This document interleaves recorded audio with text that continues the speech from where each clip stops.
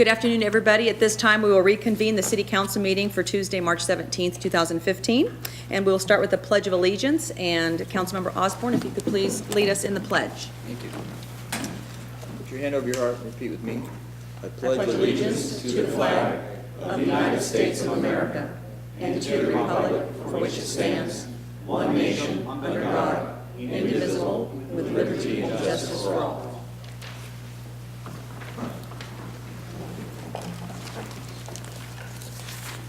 At this time, we'll move on to public comment. If you would like to speak to us on a matter that's not on the agenda, please fill out an orange form like this, which is located in the back of the room, and hand it to our city clerk.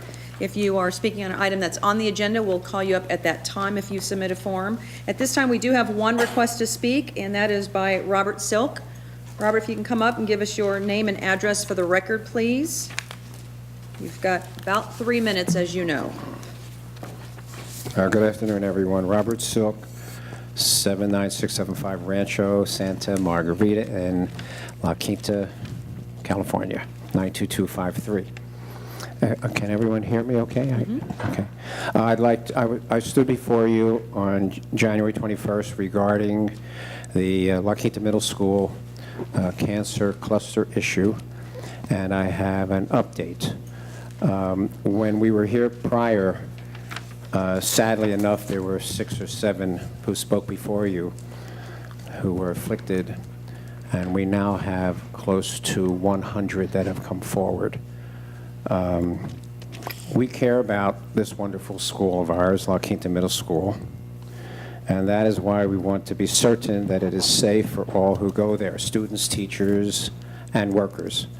We wanted to hopefully solve this while it was within our boundaries. But now that the Desert Sun has made this front page story and has taken the side, in our opinion, of the school board and reporting their opinions within the story, has caused this to perhaps reach another level. According to some of the attorneys that the Cancer Association has been speaking to, the Desert Sun could be held liable with their interference in an extremely life and death situation within our own community. As I said, we now have close to 100 cases that have come forward, and 6 have died. All we are asking, and all we were ever asking, is for the school board to remeasure the school with their appointed scientist, our scientist, and an independent group that would be in charge of the measurements. So we can find out once and for all if the school is safe, or must it be filtered, which can be done quite easily at no charge to the school district, as the Cancer Association said they would pay for all the filters. Now, the filters cost about $25 or $30 each, and no more than maybe $25 would be required, and that disperses the electrical charges. The school district said that they measured the school, but that was 7 years ago, and were told to filter back then, but they did not. They say they measured the school recently, and we are aware that they used the wrong meters, and this was performed by non-expert school employees. So, and using the wrong kind of meters gives a wrong reading. They want to delay the next inspection for 4 more months, and we can do it in 2 days. So we're perplexed as to why they're not allowing that to happen. If there was nothing to hide, then why not do it now with witnesses? So I wish that everyone could write a letter to the school board asking them why they are, in our opinion, afraid to do that. That is all we want, and they won't even speak to us about working together to find out. We've requested meetings with Superintendent Rutherford 4 times, and he's not even answered. So we have no idea what to do next. We even went in front of them, as you know, 2 weeks ago, and we were shut right down. To us, this causes questionable behavior and leads us to believe that they are hiding something. What do you think? If there was nothing to hide, then why not open it up and find out once and for all? We also have reports that electric utility companies put out a notice that exposure to this can cause illnesses and that it should be filtered. And that is also in the World Health Organization's report as a possible carcinogen. Even the school board's electrician and others notified us that they can hear the electricity buzzing when they walk around. Hopefully there is nothing there, and we certainly hope there is nothing. But what if there is? And they could have fixed this 7 years ago and did not. Then they could be liable big time for all who have these cancers from then until now. We feel that if our efforts can save the life of even one child, then this is all worth it. Thank you. Are there any questions? No? Thank you for the update, Robert. All right, thank you. Bye. Seeing there are no other requests to speak, we'll move on with the agenda. Confirmation of agenda, any changes by staff? No. Or by council members? No. We do not have any announcements, presentations, or written communications this evening, so we'll move on to consent calendar. And if I could, before we start, I need to recuse myself from item number 6. It's a conflict of interest due to the proximity of my home, so we'll need to do an amendment to the consent calendar. Madam Mayor, if I could, I'd also need to abstain from item number 14. Okay. That company there stated item 14 is a client of my firm, so I'll be abstaining from that item. But I do have a couple questions on some of these. Absolutely. If I could. Thank you. In regard to item number 7, adoption resolution to extend the time to complete off-site and on-site improvements for Cordonese. I don't know who I would ask for that item.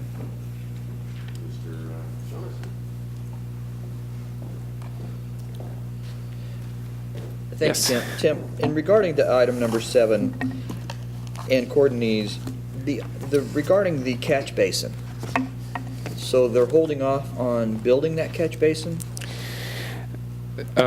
They will have it built by the end of the summer, is what I understand it. There's some other improvements that they're making, and so this was like one of the last things that they needed to do. In fact, I think it is the very last thing that they need to do for their off-site improvements. Okay, so from a drainage standpoint, you're not concerned about it? No, I think I don't recall that being an issue, that particular area of Avenue 52 being a flood issue, so no. Okay. All right. And, all right, if you guys, I mean, obviously you're not concerned about the drainage, you wouldn't approve the extension. I was just concerned if there was any problems over there, flooding problems or anything like that over there in that area. If we find out differently, we'll follow up with them and get that expedited before the end of the summer, so we can avoid the problems that we had the last 2 summers. Thank you. Thank you. Okay. Any other questions? Item number 10, just a quick time frame. How quickly will that be done? Audiovisual system and council chambers? Yeah, if you all approve this, we will look to do it when council's not in session. It's likely going to take the chambers down for approximately 2 to 3 weeks as new wires are run and things like that, but we'll look towards maybe dark, when you guys go dark, to do the construction. Okay, thanks.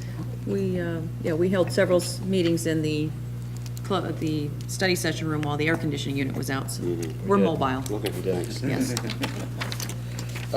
Madam Mayor, one question on item number 8. Maybe Yes. that's for Les. Les, regarding item number 8 and that final map and subdivision improvement agreement, that development right there off of Madison and its location next to Coachella Fest and Stagecoach and whatnot. So the aspect of, I don't know, CCNRs or anything like that, I mean, to the fact that those folks will be fully aware of those concerts and will be coming here 2 years from now complaining about Coachella Fest when they bought a piece of property right across the street. We shouldn't have a problem with that because Mr. Skip Page owns that property. Okay? And building his compound. his initial plan for that, which we've already talked with him about, he's received his entitlement approvals for that. There will be larger estate-size homes, desert contemporary design, but they're going to actually be short-term vacation rental units initially. He may sell them off as time goes by, but their interest actually is for them to be more high-end rentals, definitely during the month of April, but throughout the year as well. Okay, thank you. One quick question, if I may. If he did decide to sell those, there would have to be some sort of disclosure in that agreement, right? Well, we have not historically required that. However, as we're finding out more and more as the venue has evolved over the last decade or so, that's just automatically being disclosed, yes. Okay, thank you. I would recommend that, definitely. That's all I have. Okay, with that, question amended a motion? I will move approval of the consent item excluding items number 6 and excluding items number 14. Second? There's a motion and second. Please vote.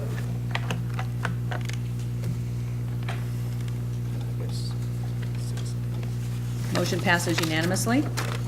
I'll make a motion to approve item number 6. Second. There's a motion and a second. Please vote. I think you have to abstain on that one, and I think That's- Christie do I vote handles that no one. or just abstain? Abstain. Just But abstain. Christie has to handle that one, I think. I'm sorry, is that? No, I think mean, you- I make a motion just to approve item number 6 alone. Oh, we Right. need to As call long for as the she's motion. abstaining. Yeah, I'm Christie calls for the recused. motion, she's recused. So call for the motion and second on item Oh, number I got 6, you. since I'm recused. I Got was me. Mayor Pro Tem. Yeah. Mayor Pro Tem. I'll make a motion that we approve item number 6. I'll make a motion to approve item number 6. No, you're mayor right now for item number 6. Hello. Give me that gavel. I'll reset the vote, everybody. Thank you.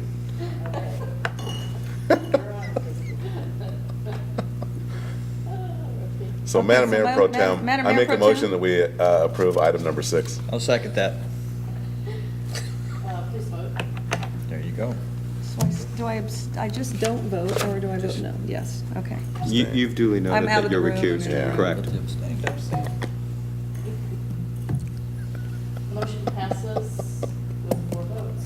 Thank you. With One Mayor, abstention. yes. But you did abstain. Yeah, You're out of the room. you don't, right, yeah, okay. Right. Thank you, I'll regain the meeting now, and I would like to ask for a motion for item number 14, please. So moved. Second. There's a motion and a second for item number 14, please vote. Motion passes unanimously with Councilmember Osborne abstaining. Okay. Boy, consent's not supposed to be that hard.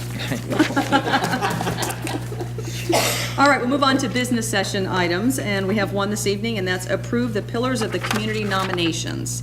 Start with staff report. Good afternoon, Madam Mayor, members of the City Council. You have before you the staff report for the 2014 Pillars of the Community nomination forms. Just a little background, on the March 18th, 2014 meeting, it was recommended to us that we update our form to include more biographical information, as well as to take the completed nomination forms to the Community Services Commission for review and recommendation. We received 6 nominations, and we took them to the Community Services Commission last week, 2 weeks ago, excuse me. And they have recommended 5 of the 6. Those are Don Adolph, Terry Henderson, Eddie Gilreath, John Walling, and Don Ahrens. Additionally, every year, the Senior Inspiration Award winner automatically becomes a pillar of the community. This year, it's Barbara Palmier. So we are going to schedule an event for April the 15th at 11 right here in the council chambers. And that concludes my report. Available questions. Thank you. Questions for staff? Because I've got a few comments, I actually. have but- comments, no No questions. questions? Well, no, well, yes, I do have a question. Okay, start with questions. Actually, it really isn't a question, it's more of a comment, but no, in terms of the forms that we did, we deleted all the signatures you have to get. 'cause Yes. Last year, or last time, that was kind of a fiasco. So then the purpose of this form was to have as much information about the individual as we could. Correct. Okay.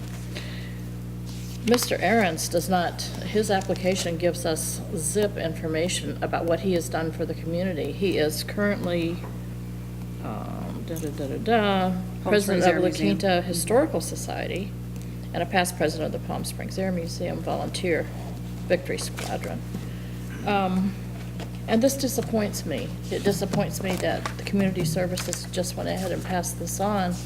This is one that I would be inclined to say, please reapply or give us more information. I just think this is really shallow. And the If I can pillars- comment on that specific application, we did attempt to contact the nominating party, Mr. Kenneth Martz. We tried calling 5 times and didn't get a response. So finally, we were able to get a hold of Mr. Ahrens, who then actually supplied the document that's attached to it with the information. So the So initial, I'm sorry. So prior to, you didn't even have this document? That's correct. I'm- that's even more disappointing. Yes, it's very disappointing. The only other thing that I would like to say, and it's kind of a comment, I was nominated too, which I really appreciate. I thought that was pretty nice. However, we need some written policy if we're going to not have seated electeds. I just like some written policy on that. And for no other reason except that there's always perception where we are. You know, who's going to read the whole thing? Oh, well, they didn't want Christie on there. Well, that's, you know. But the same thing happened with Tom Kirk, as I recall. So we just need some policy, and that protects you and all of us. So, anyway, that's all I have. John? Much along the same lines. I think we have to develop some policies, especially for somebody who's nominated. You know, the minimum length of residency in the city of La Quinta, maybe. This states that, Yeah. Well, in our policy? It's a requirement on the form It's on the itself. application. Yeah. Did I miss that? Yes. What is the minimum length? 3 years. 3 years. Okay. Number one. Maybe that needs to be upped a little bit, because, you know, the way it reads, I mean, you could serve on some little community board and be nominated, and I don't, it takes away from really the pillars that we have here. You know, people who have, you know, contributed a significant amount to our community, and I think it just weakens it, not lessens it, but weakens it. And I think we just need to be a little bit stronger on what those minimum requirements are for somebody that's applying. Great, we can take a look at that and pen something for you to review. So, number one, I mean, it's extremely flattering that you were nominated, even though we don't know who nominated you. But it's a great write-up, so it's commendable. And I agree in terms of putting some guidance. Number one, the direction that you took from us last year in getting us this far was very helpful. I do agree with the Don Ahrens that didn't necessarily look like that was the outstanding pillar we were looking for. I do think that putting something in place as a guideline that says acting and sitting city councils should not qualify for this. Number one, to a certain degree, my feeling is this is our job. We have to do all these things. We choose to do them, but we're also elected to represent. Yet when we turn that over to somebody else and we become that involved citizen on our own, that's clearly yet another opportunity then to recognize the efforts like we're doing with Dawn and Terry, and we have, I think, with other former council members who have since returned. And while clearly you have deserved this and met the criteria, you know, I wouldn't take it as any type of embarrassment, or I would be just flattered and honored. Yes, But yes. it's still perception. Well, and I think that's Not gonna read the whole story. right, and that's just, so if we have the policy done, there's no burden on community services Sure. commission, there's no burden on them or us. right. Yeah, and again, I'd like to look at hosting the event maybe in the reception area, the foyer area, so it's less council looking, because we all line up in these chairs and it's just kind of autopilot, and so we'll talk about making it a fun factor. Sure, And yes. still relevant and Yes. important. Madam Mayor, if I may suggest also that not only sitting council people, but maybe sitting commissioners, you know, let them serve their time through, so they're not on a commission currently now and can't be nominated as well, too. Well, with our new terms, we've done a short-term assignment, 1 year off, and they can return again, so whether they're captured in that year. Right? I definitely think since we're the voting entity, at a minimum, it should be us, and maybe the community services can recommend some additional guidelines. but I commend the work that's been done, and I appreciate the nominations that have been made and the information that has been provided. We want to get to know these folks. These are the folks that are the informal leaders, like many of you out here, that may not be commissioned to do something, that are still giving to our community, and I think that's a big deal, because we've got a lot of hidden talent, as we see during our appointment interviews, and as we see when people come to events in the workshop, that they may not be in a service role, but they're definitely wanting to be involved, and those are the ones we definitely want to recognize. So you'll always be a pillar to me, Kristen. But with that, I don't have any other questions. If you have any other comments before we take action. Just one for the record. The current president of the La Quinta Historical Society is Linda Williams. So I just want to make sure that we know that. And then a comment about Christy Franklin. 25 years as a board member of the Boys and Girls Yes. Club. I mean, that is commendable. Yes. That is an incredible organization. You are most certainly a huge pillar. I don't know what's bigger than a pillar. A column. So, yeah, you really are. Again, I may ask if we can, perhaps over the next couple of months, clear this policy out so that we don't discuss this policy at the time of nomination. It seems like it happened last time around a little bit, this time around again. Let's come with, nominations that we just have to, look at the merits and vote. If it's a matter of length of time, let's address that. What is it? Somebody can be here for 10 years and, not contribute much. Somebody can be here for 3 years and land in La Quinta and get to work. So we need to find some, again, metrics. As we have been asked from other agency, we should have some metrics in place so everybody can feel comfortable. And in all fairness, I will bring back the signatures. I think that talking about being flattered when you see those signatures on an application, I mean, that's We had a problem that the signatures were just duplicated, and Okay, the new well, name was filled out on the maybe application, so that part doesn't of the fly. part of the. And does it have to be an annual event? Do we have to do it annually? Is that any? That's been our any- practice. That's practice. Okay. That's all. Traditions are good. If we've had some, there's been years when we haven't had people nominated. Okay. So that's true. So- Recently, in the last few years, we've had some. But the other part too, that we would be happy, and we'll bring back this policy, but we would be happy to do a little screening for you and perhaps not forward incomplete applications. And that's the other part of this too. We haven't felt like we had the ability to do that because sometimes there might be other reasons we're not aware of, but in the past few Hashtag years, Empower La we've Quinta. gotten some pretty poorly done applications or incomplete applications. We call and don't get people to return our calls, or there isn't a name that's attached for us to contact. So it's a little bit challenging, and yet we want people to nominate peers, Right. and that's, Right. so we don't want to close that door either. I'm comfortable empowering the commission to do that. Absolutely. Given, I mean, they The gotta check the commission, full yeah. application. They can't just do it, Are you saying the blanket commission everybody. or? The these two? community services, the staff, however, Okay, right. before it gets to us, making sure it's prepped to how we Before want it it. gets to community If we had services. full applications, those would go to the commission, they would choose, Right. not dissimilar to our grant program. You have to follow up with financials, That's right. 501c3 information, Right. absolutely. If we really want that level of credibility, then. We need it. We do. We It's an shouldn't honor. take It is an honor. incomplete applications or not be able to contact people. Right. Okay. Okay, with that, how would you like to handle the nominated parties? Matters before the council. I'll make a motion that we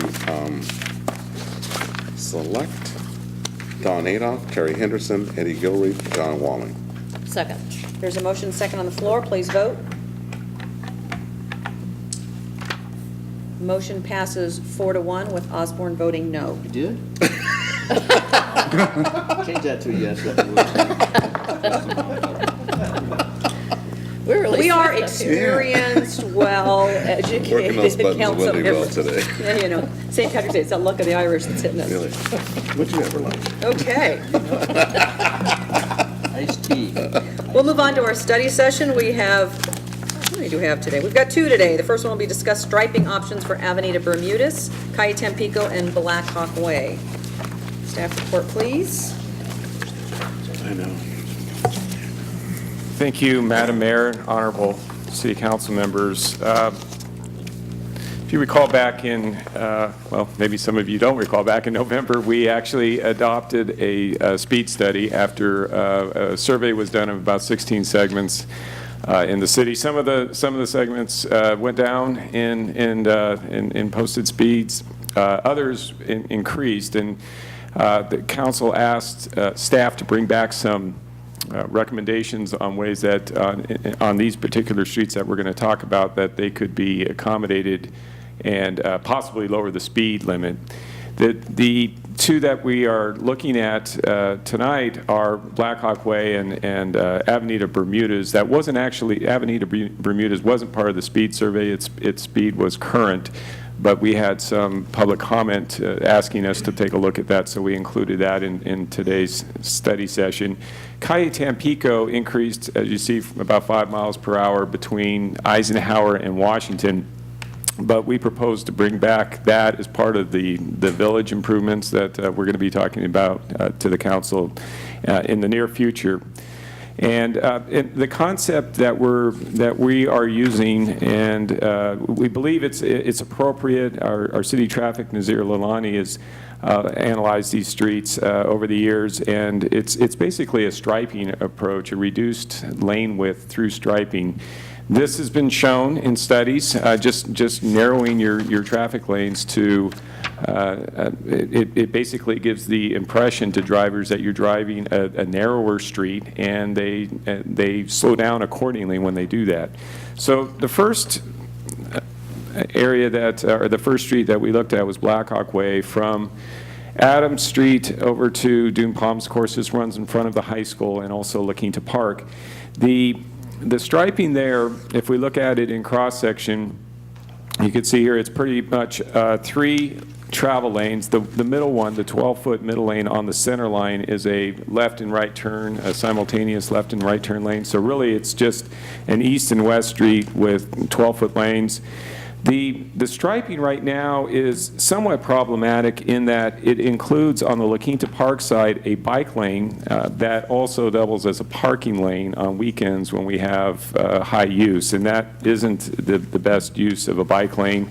We've got it signed so that it allows for that, but we'd like to address that if we're going to restripe the street. And so the proposal that we have for this street is to narrow the lanes to 10-foot travel lanes and reduce the two-way left turn lane to 9 feet, and actually slide it a little bit to the south to accommodate a new bike lane that would be adjacent to a new parking lane. Actually, the bike lane is the same bike lane, it's just slid over and reduced by 1 foot in width, and then we have an 8-foot parking lane that would accommodate that the high volume we see on the weekends. So what that looks in plan view is you can see this is the north is at the top of the page. You can see the 8-foot parking lane, the bike lane, the 2 travel lanes, and then with the dual left turn lane, the 9-foot lane in the middle, and then the 6-foot bike lane on the south side. This exhibit also shows a proposal that we think would be well received by the kids that, the school, as well as the residents who want to cross their children mid-block. We already have, of course, the one signed mid-block crossing that has been very, very well used, and this one would allow, it would be directly across from Aliso. It's a little closer to Dune Palms. It would allow another crossing. The signage you can see there, the rapid flash beacons would be pedestrian activated, and we feel this is an appropriate area to have a mid-block crossing and would receive quite a bit of use. So moving on to look at Avenida Bermudez, it's the same approach in that we currently restriped in 2011. We went to this striping configuration that includes the 8-foot parking lane on both sides of the street. I should say it's a parking lane on one side, it's a bike and golf lane on the Tradition side or the east side of the street. Prior to this, we had 20-foot outside lanes and a posted speed limit of about 45 miles per hour. we were able to, just by striping the parking lane and the bike and golf lane, able to reduce the average speed enough that we were able to lower it to the current 40-mile-an-hour posted speed limit. What we propose to change here, if the council is supportive, is to, again, go to 10-foot lanes on the north and southbound direction immediately adjacent to the center line of the street, and then have 11-foot lanes and incorporate a new 6-foot bike lane on the west side of the street. Now, the reason for doing this is twofold. There was a condition before where we had a bike lane that went northbound but did not go southbound. So that's a little bit of a problem from a circulation standpoint.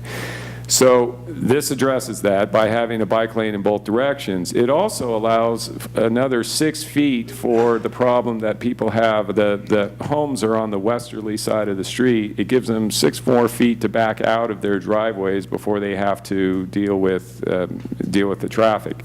So this striping would accomplish both of those things. And it looks in profile as shown here with the similar to Blackhawk with the 10-foot lanes. The difference is, of course, it's a 4-lane road, so we have the 11-foot lanes on either side of the 10-foot lane. We would have to make transitions at both ends of this to accommodate the turning movements as you come off of Avenue 52 and also down at Aroba. It would transition back into the current alignment, which goes back to the 12-foot lanes that we mentioned before. So what we're recommending is this approach to reducing vehicle speeds. We would also take a look at mid-block pedestrian crossings on Blackhawk only. The 4 lanes makes it a challenge on Bermudas. The cost to do all of this is listed below. It includes slurry seal restriping and then and additional signs if we do the mid-block crossings. And then we would propose to come back after those had been in place for a few months, and then we would do another speed survey and see if they, in fact, were able to lower the speed limit. Probably 5 miles an hour is what we would be looking for there, and then report back to council at that point. And one other thing to consider is that for an addition, these costs don't include this type of signage. I think Palm Desert and Indian Wells has used it, where you give drivers feedback as to how they're doing. It's a radar sign that gives you an instantaneous speed in relation to the speed limit. Those could be installed somewhere in the neighborhood, probably between $10,000 and $15,000. So that's an additional tool that we could add if the council desired. That concludes my staff report. Myself, Ed Wimmer, and Nazir are all here to answer questions. Madam Mayor? Thank you, Tim. Questions for Tim or team? Lee? Thank you. In regards to Blackhawk and the parking lane, then that would be on the north side of Blackhawk. So we're going to have students parking along that lane. Because right now, the parking at the park is pretty full of students. Right. So I would imagine then the students are going to be parking along that lane and crossing right across to the school. I don't believe it would be restricted, but maybe Nazir could come up and answer that question. Nazir Alani, the city traffic engineer. I would have to look at the options we have in the manual as far as if we could do like certain hours of restrictions. I believe we can do some time limits to where we could restrict the length of time that somebody can park during certain hours. So that means that if a student wanted to park all day, they couldn't do that. We've done that in other places, but I'd have to research that, but I believe we could do that and make it only certain, during the week they would be restricted to like 2 hours or something, whatever the council decides. And then that way, over the weekend, people could park there, which is, I think, the time when you really need the parking. Okay. Yeah, I'd be concerned about students parking on the street and then stepping right into traffic, crossing the street into the campus. It's a very good point. Okay, thank you. And they can't do that now? No, they can't. Because they're parking on the weekends. We just let them? Yeah. Because so many parents were parking along there for soccer events and whatnot for the kids, and they were getting a number of tickets. And so we changed that a couple of years ago, if I remember right, where they could park on the weekends. I would defer to Nazir as to Yeah, when there's exactly signs we now that say changed weekend that. parking only. I specifically looked at that. What we did, which is somewhat odd, is that we've got the parking restriction east of the park on the north side, but Okay. along the park, we've kind of been silent. We don't say anything. We just kind of like don't have anything there. And so it's kind of like a tacit allowing of the parking, but it's not really fair to bicyclists because when they do come over there on weekends, they don't have anywhere to bike except in the lane. So a tacit approval. Okay. Other questions? Comments, John, did you have? No, just kind of follow up on what Lee said. Currently, the speed limit posted there is 35 miles an hour on Black Hawk Way. That's correct. Except What is- during school hours. Except during school hours, it's 25, Well, right? correct. Okay. And school hours is considered what, 7 to 3? Well, I believe it's when children are actually present that They're present all day, that the but- 25 mile an hour would be enforced. So it is the majority of the day, for sure. Okay. That's the only question I have Okay, right now. Christie? Yes, I just want some assurance that the bicyclists on Black Hawk Way and Bermudas have enough protection. Aren't we supposed to give them 3 feet now as a car? That is the new state law, Okay. that 3 feet is required, and, that, it's part of the reason why, like on Bermudas, we've put the 11-foot lane adjacent to the bike lane to give them maximum room for the bicyclists. Okay. And the law is you either give them the 3 feet or the cars are required to stay behind the bicyclist until such time the bicyclist is not there. That's my understanding. Okay, so you're comfortable with how this goes for our bicycle people? We have an awful lot of bicyclists in La Quinta. We do. Yes. Okay, all right, thank you. That brings up another question. What is the state mandated or for the bike lane? How many feet is that? I'll ask Nazir to give that response. The answer varies depending on whether you're next to the curb or not. So my philosophy has always been to try to provide at least 6 if we can do it. Definitely, and we like to keep the parking lane 8 feet and then do, if we can, a 6-foot. But if we don't have the room, we do a 5-foot. But if you're next to a curb, it has to be 6 feet to allow the bicyclist at least 4 feet outside the gutter to travel on. So it does vary depending on where you are. So what we've tried to do with this design is to provide a full parking lane of 8 feet, because a lot of agencies use a 7-foot parking lane was and gonna then be put my a next bike question. lane next to that. In Ventura, where I have my other home, it's very common, and I am very concerned about doors opening and bicycles running into them. So what we're trying to do here is keep a 8-foot parking lane, which is, because we even researched for you the average width of a vehicle. The internet says 80 inches is the average.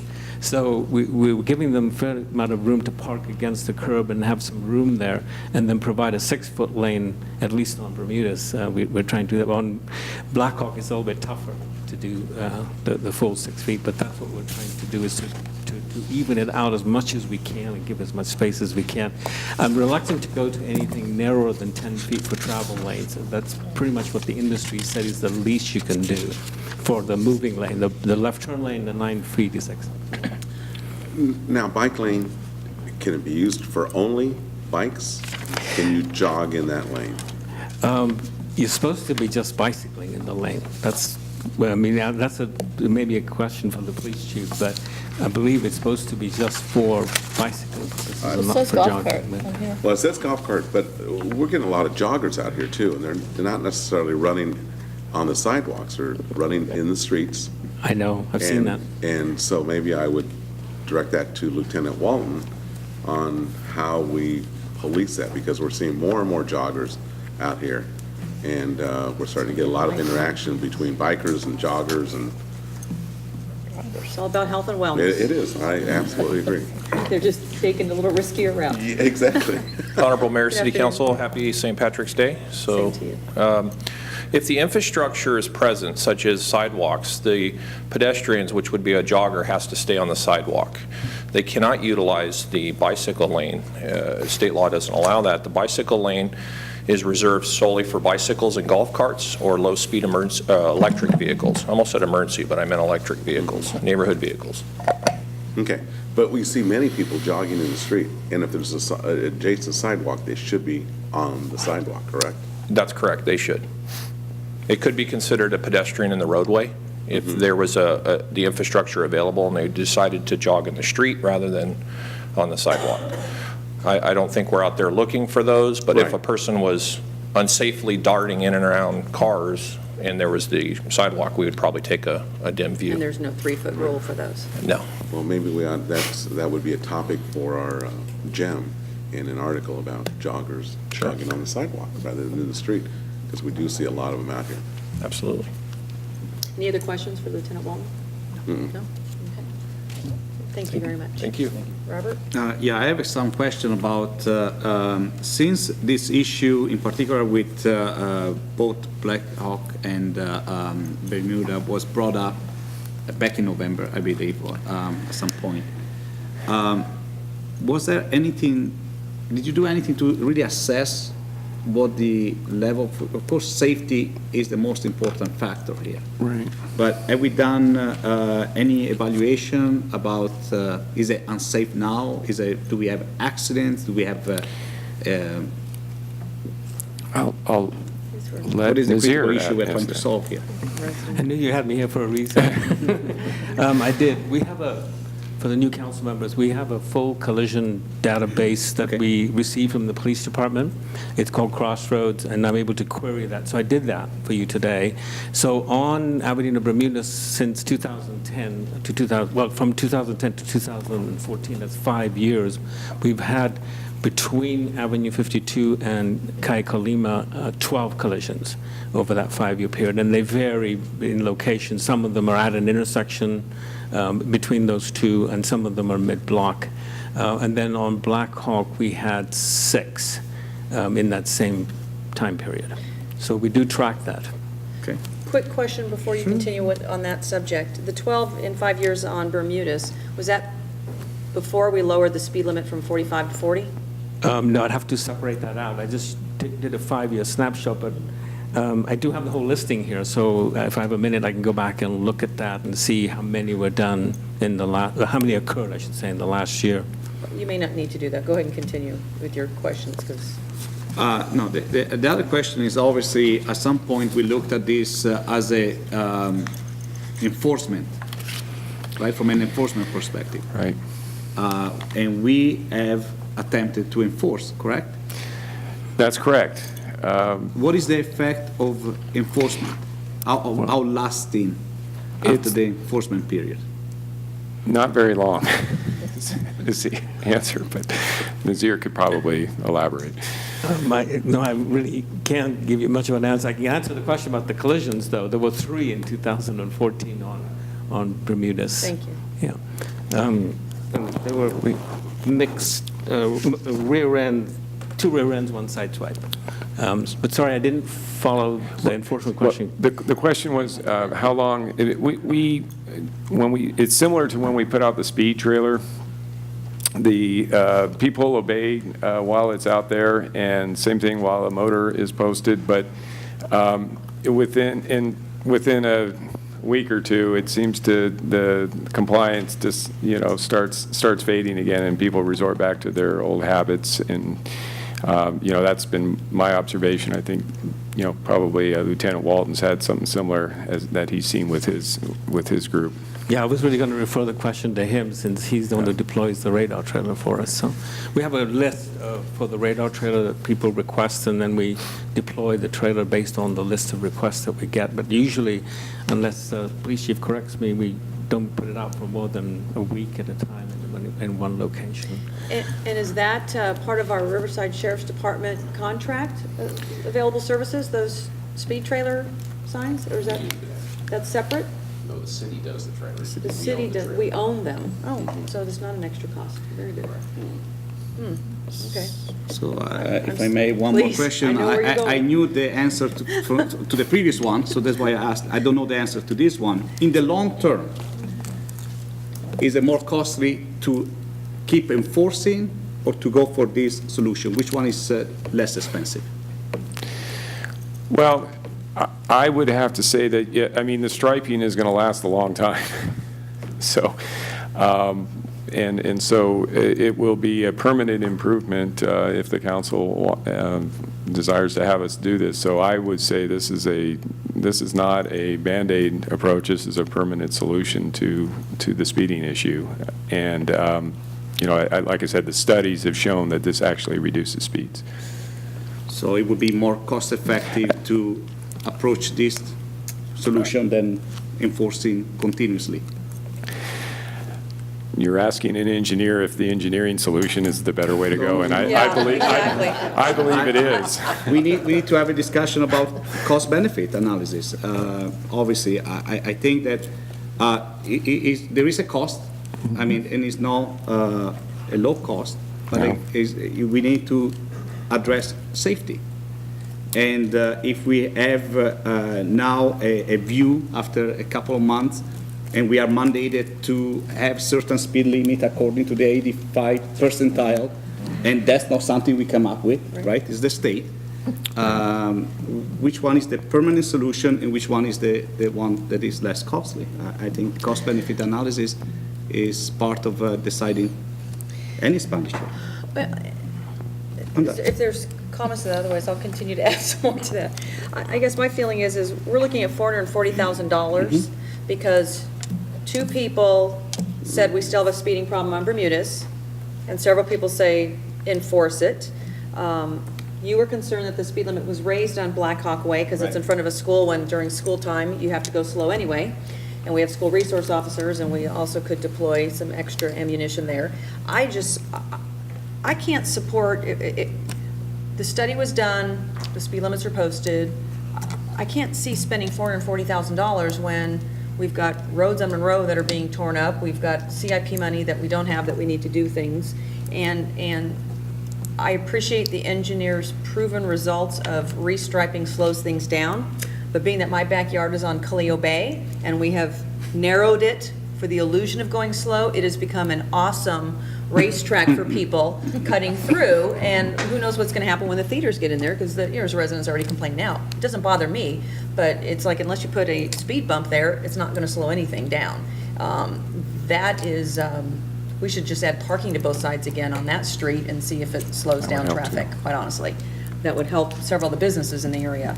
So while I appreciate the safety component, we don't have proven unsafe things. I look at it as more, no offense, Lieutenant Walton again, as an enforcement issue and or a more frequent trailer speeding issue, or, you know, some additional self-policing by our residents. But just to come and say we have a speeding problem, people are speeding down Washington, and we're doing everything we can there, but there's still an individual responsibility component to how people are driving, just like they're choosing to run in the street versus running on the sidewalk. And that's half of a month of our sheriff's contract, and approximately a little less. And that money could be used for a lot of other things besides readjusting lanes, if we're meeting and compliant with what we're doing now based on the study that's commissioned for us to do.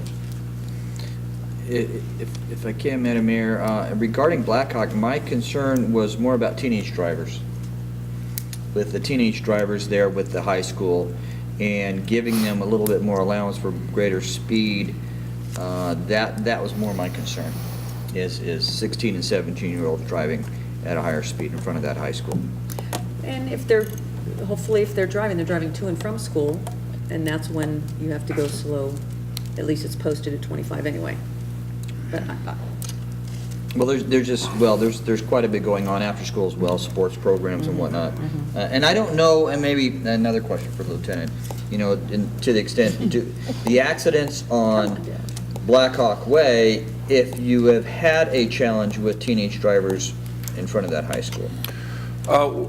We haven't had a challenge specific to that age group, but we do have speeding issues that occur, citywide. Black Hawk Way in particular typically has a fair amount of drivers obeying because they're not certain when a student might pop off the curb. And of course, we do have the very wonderful crosswalk, and when those lights start flashing, then that, there's a lot of visual cues that go along with Black Hawk Way. So my motors, the traffic department are not out there, dinging, a bunch of people in that area. So you don't really see a speeding problem on Black Hawk? And I have Don Olson here. He's our motorcycle corporal, and he's very intimate with the statistics in that area. I might want to ask him to come up and see if he's got any specific feeling, or he's out there every day. Thank you. For the low price of $215,000. Yeah, No pressure. Yeah, that's right. Good afternoon, Council, Mayor. I can say that I can't see any specific problem on Black Hawk, especially during the school hours. We do see the speeds increase after hours, of course, when no students are present, but as far as when school's in session, I don't see any specific problems there. Okay. Thank you. And while we have them up here, how about Bermudas?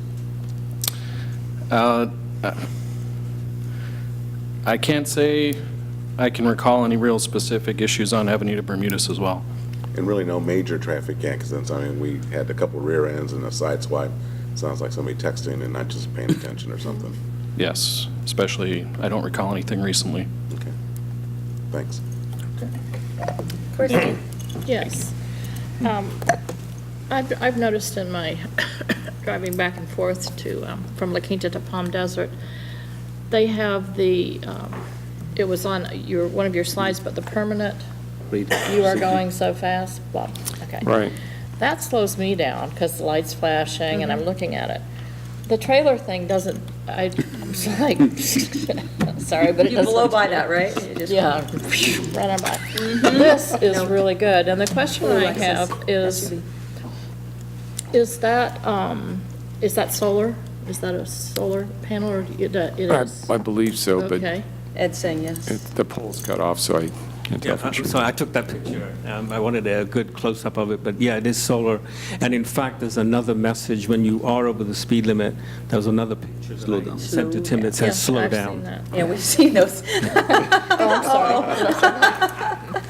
Transparency. I think this is an inordinate amount of money to spend, and I will have to say, Tim, I'm not the expert you are with the lanes being smaller, but I would prefer giving this a shot rather than spending all those bucks. I mean, it slows me down. I think It's so like too. Big Brother. Very 15,000? cost effective. Yeah. Yeah, on Bermudas. Absolutely. That's great. Yeah. If I may make another comment in regard to this, the work you have done, Tim, and your team to put it together is great. And this is the kind of the conversation we must have about safety, about what is the best solution, what we can do pragmatically so that we don't go, this is a lot of money. At the same time, I like to see this project be part of some sort of model that we can give priority to several projects around the city so that we can prioritize which one is the more important to address a perception of safety, or is it more important to address a huge pothole or something that is falling apart. So kind of give us some priority. I believe that's the model of CVAG in a sense, transportation, right? We give priority to which project is more important. And because we need to control our money, we need to,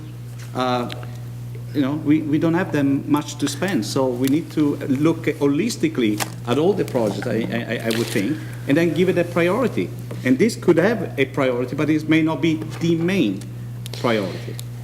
Right, and that is part of our pavement management plan for the road, the road condition, I should say, that we do every 5 years. We're about to enter the last year of that cycle, so we'll be updating it next year.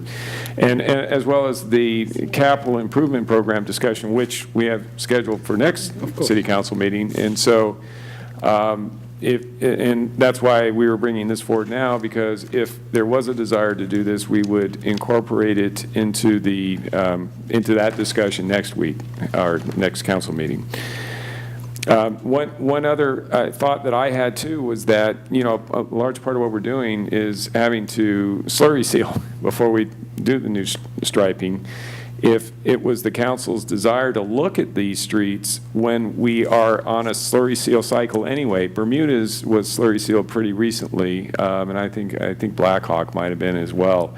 So they're not up for slurry in the near future. Another reason. Another reason to delay. But we could, if that was the direction from council, when we get to these streets in the PMP, we could, go back over this again and bring this up and see if there was a desire to do it then. That would be But that's part of efficient. prioritizing Absolutely. that you were talking They about. prioritize, yeah. And you say the 5 years, but this issue came up in the last 6 months. So we need, again, flexibility in that model to insert new concern from the citizens and again, measure out the priority within the model we come up with. And Robert, this came up not only because, it came up because the survey came Right. back. We had to approve the Sure. new speeds, and I that's was what sitting there. prompted, right, that's what prompted it. So it depends on what that issue and cycle is, but we can handle it very much like CIP in terms, because we've said no to signals and moved other signals up, or just said they didn't need worms here, and it's a lot of money to wait until DIF fees come along down the road. Being able to do a pilot study, as Council Member Franklin, Mayor Pro Tem Franklin suggested, I think it would be great to really try it out, do a pilot, see how it works. Maybe we can retest with the help of the police to see, is this working? Maybe, this is as simple as, reminding people they're going too fast. Right. Well, we can certainly try that, and then see if maybe doing another speed survey. I can get with Nazir, and Ed and I will come up with a plan for that. But we can certainly try the feedback signs and see if it seems to be helping with the speeds on those streets. So you're comfortable with that direction? All right, this is a study session, so. Yes. Excellent, thank you. All right, move on to study session item number 2, and that's the economic development strategies.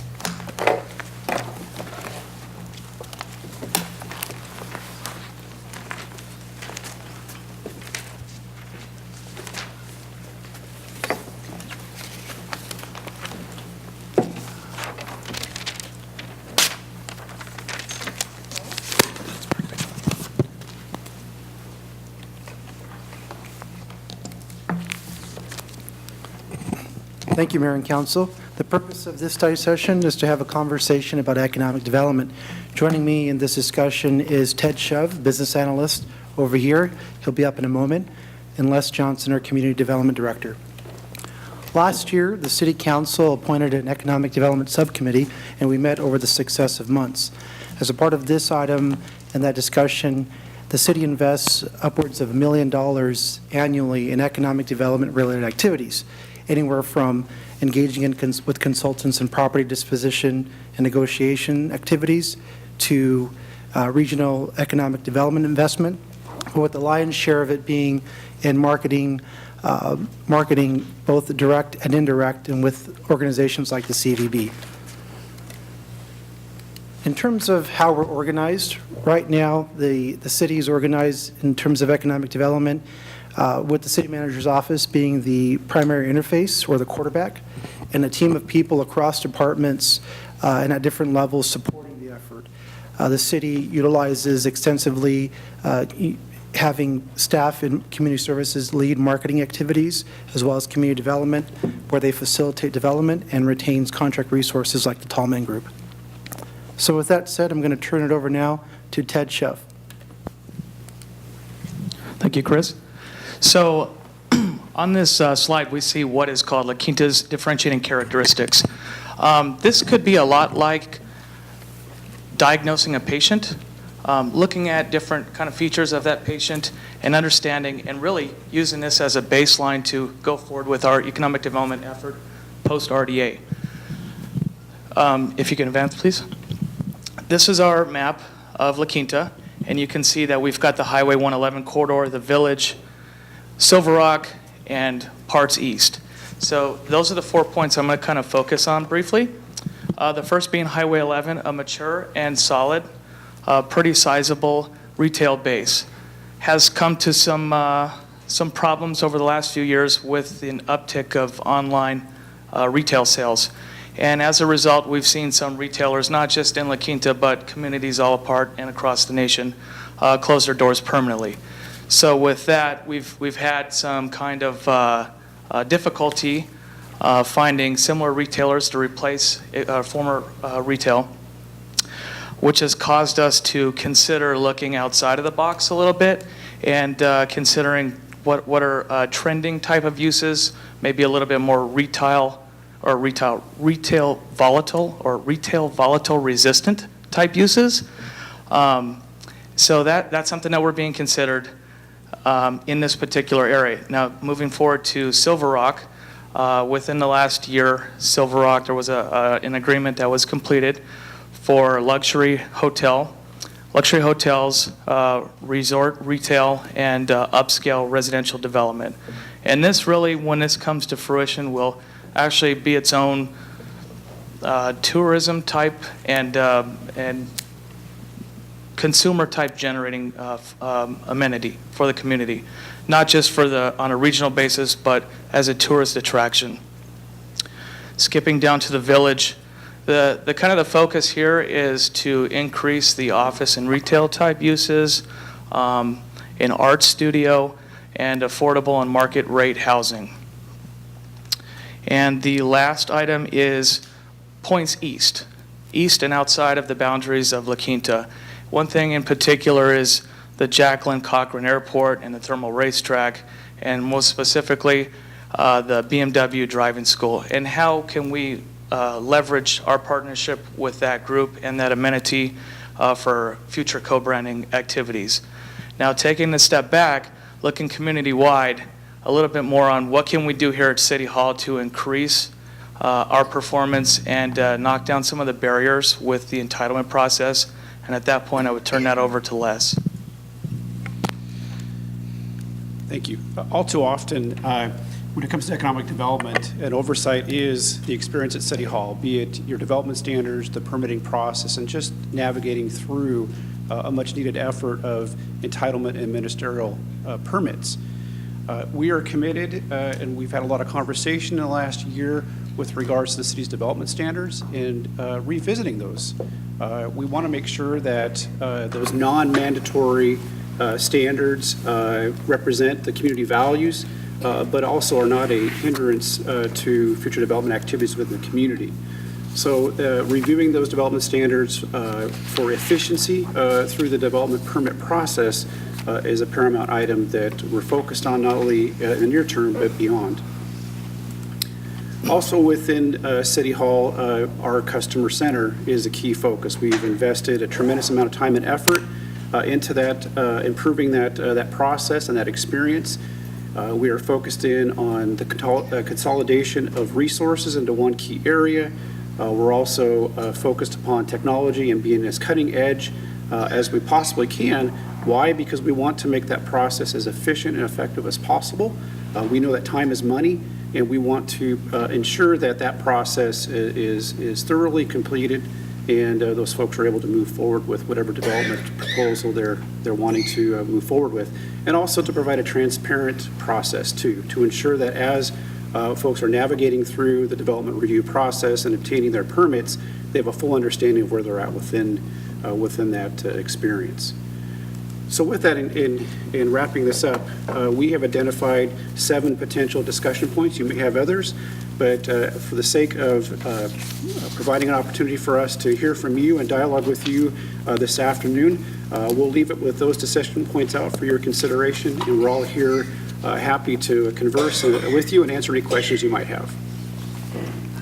Thank you, Les, Chris, and Ted. Questions of staff? Or you want to jump into comments and discussion? Feel free. I don't have any questions. Okay. Comments? Sure, I'll questions, but if I can. From an economic development standpoint, and looking at not just the city of La Quinta, but regionally speaking as well, within a few mile radius around us, being a bigger impact on 111 shopping, and then a wider circumference from that being the entire Coachella Valley. What have you guys looked at outside our city limits from an economic development standpoint here?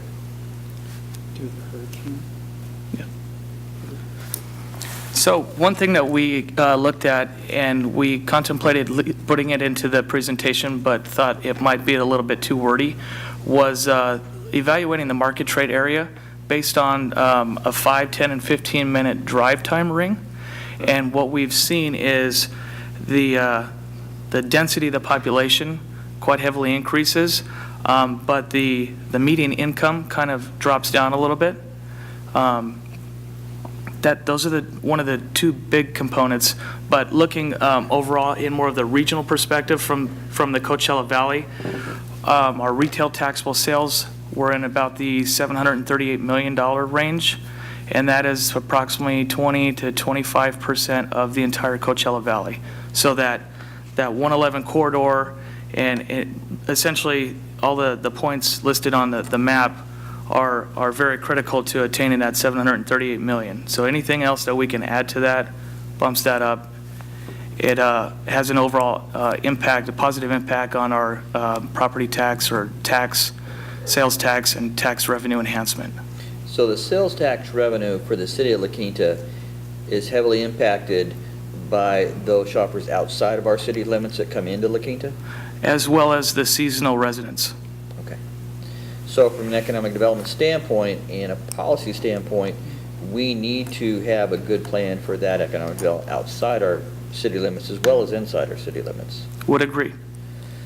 And if I can, on the subcommittee level, at a meeting we had last week, we had this East Valley Coalition annual goals and budget resources brought to us, and that's been passed out to everybody here. I think that the team there has done an outstanding job on putting together some recommendations and priorities, so to speak, and the metrics that's been asked, to look at a regional economic development standpoint and what the requirements will be. And in our discussions, I think the city of La Quinta is going to have to be more of a leadership standpoint from a regional economic development standpoint to be able to lead and say these are the issues that we need to be concerned about, and these are the metrics that we need to be able to measure by for success, so we know whether we're being successful or not.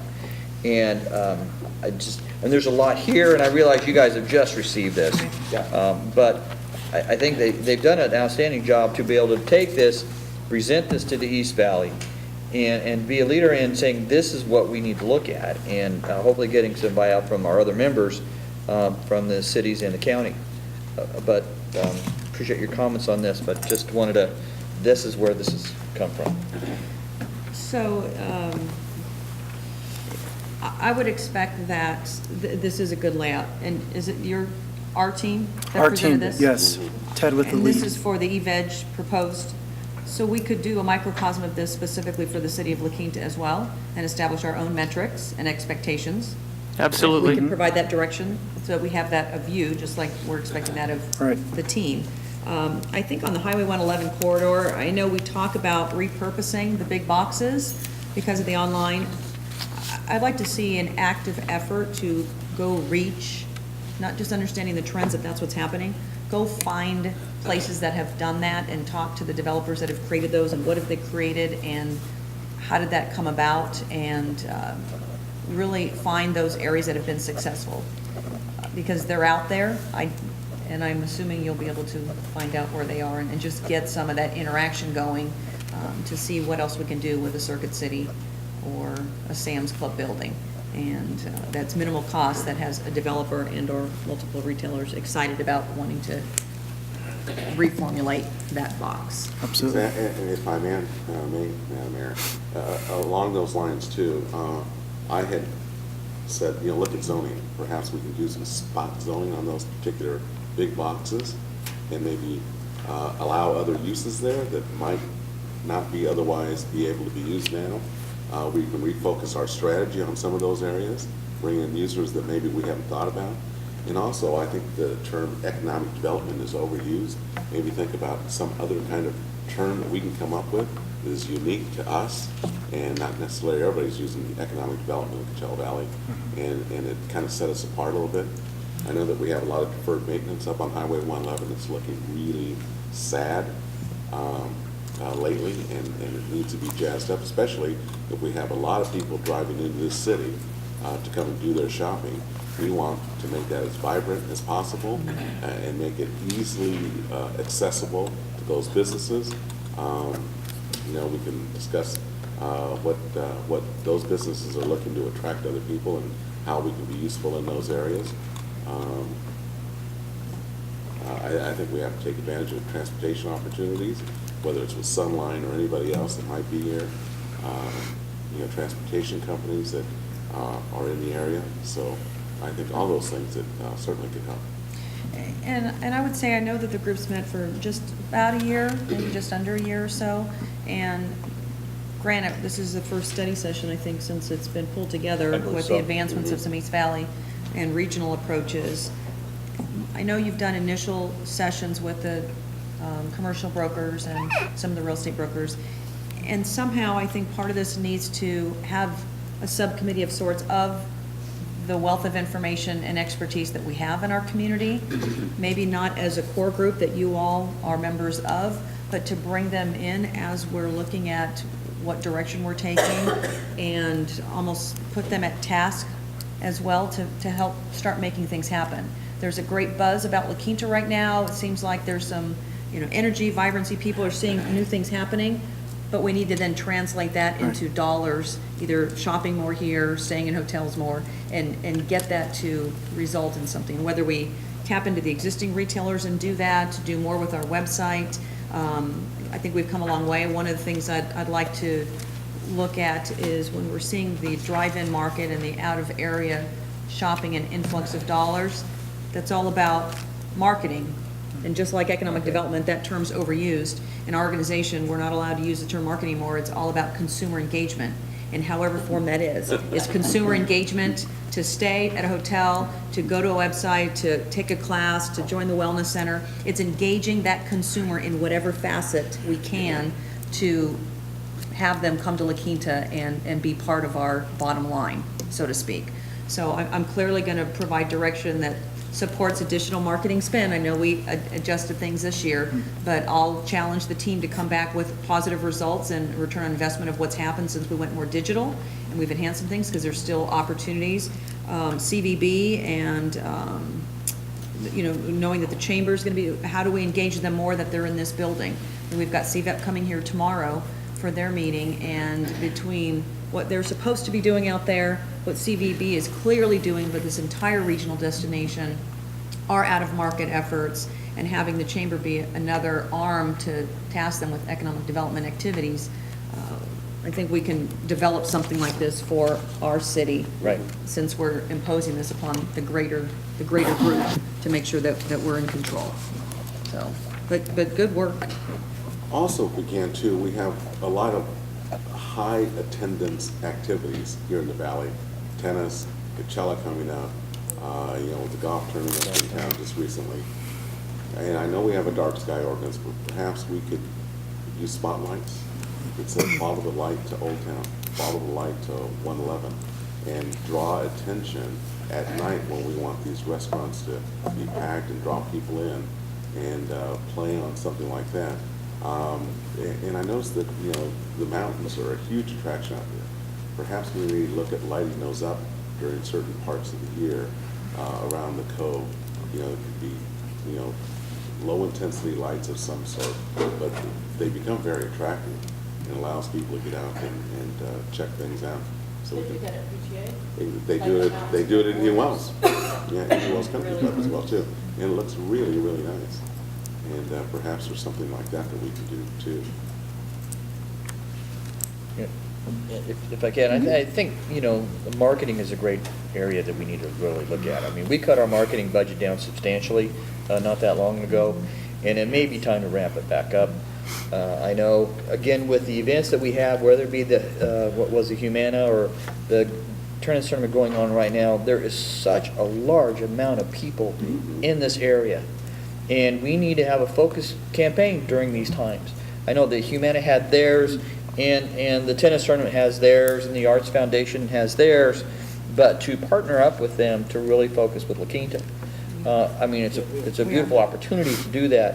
And so I would like in this program to look at marketing again and potentially ramp it back up to where it used to be, to really start putting some money into marketing campaign. I think $50,000 to CVEP would be better spent with our team, doing things specifically for La Quinta, in my opinion. So Or both. far, yes. I'm not far enough along with this one to be convinced yet. Well, I think if I can, I mean, yeah, I'll hold off my comments.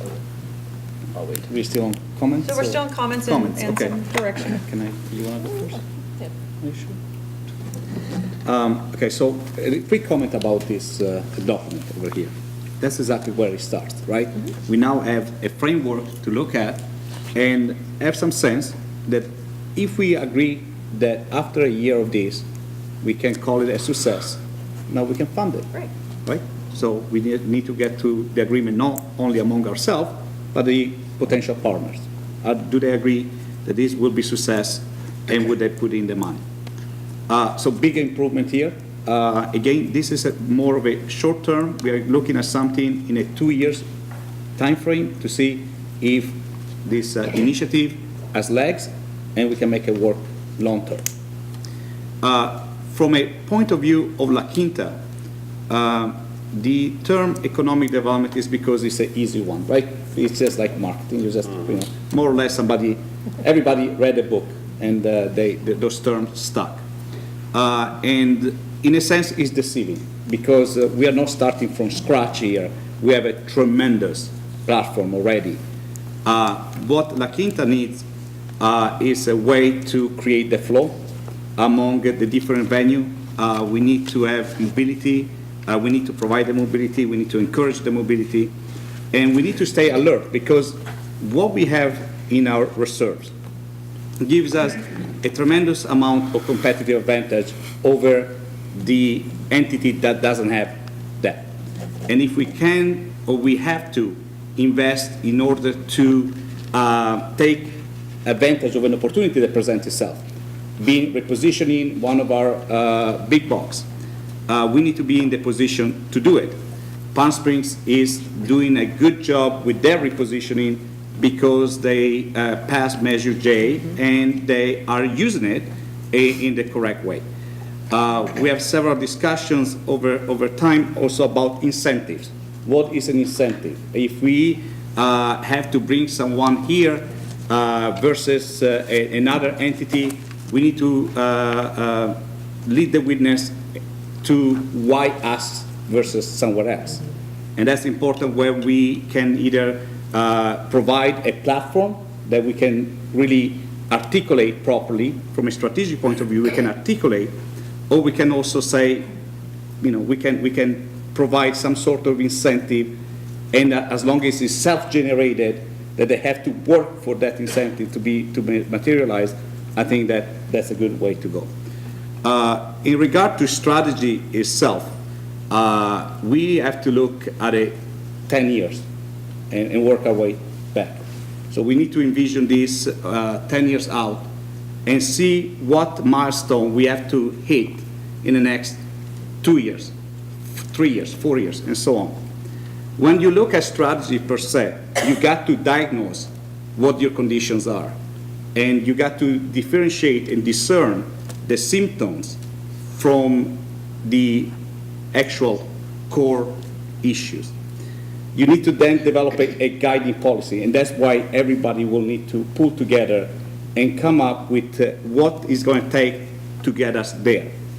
And within the guiding policy, when we agree where we envision ourselves 10 years from now, then it comes down to create cohesive actions that we can timeline. We can have a Gantt chart and decide what we need to hit over time. So these are my considerations at this point. I really think that we need to put in the forefront some sort of financing mechanism. We need to decide what to eliminate from our platform, what to reduce from our platform, but what to raise and create. Some of this stuff that we have, we need to create it from scratch. And I truly believe we need to continue engaging the community. Ideas are always good. You just take them all and throw out the bad ones. But we need to keep working on our organizational readiness, like has been done in the last couple of years, and figure out what kind of money we're going to put behind this. Because when you have a platform, you have a strategy, you got to let people know how you're going to push it out there. And that takes marketing dollars. We need to reach out to places where other entities don't go, and really, being able to articulate why La Quinta is so special. And it is special. It's the most special, it's the community with the most opportunities down here in the valley. So we got to construct our own reality, and we need to think. I know innovation is another overused word, but again, we got to be innovative as far as I smile about the lights on the mountain, because every time there is a light, I get a phone call, and it's a solar light, okay, a solar light, and I do get a phone call. So, but again, that is something that perhaps when you want to tell the world the show is here, the game is here, perhaps we need to look into that. We need to attempt to decrease our cost while increasing the value. Okay, and that's called value innovation. We need to look into this type of possibility. The 111 corridor needs some new life, and that's why I was saying before, we need to kind of prioritize, given the current financial situation. This is what we can do, this is the timeline we can do it. If we can increase our position by measure Q, or whatever we want to call it, then we can accelerate certain aspects. But we need to be conscious of a timeline. And I would invite, or I think it would be proper to start looking at, 10 years down the road where we want to be. Because again, we are not developing from scratch. We have a tremendous backbone here to fill in and make sure that whatever we put in, it doesn't create more separation.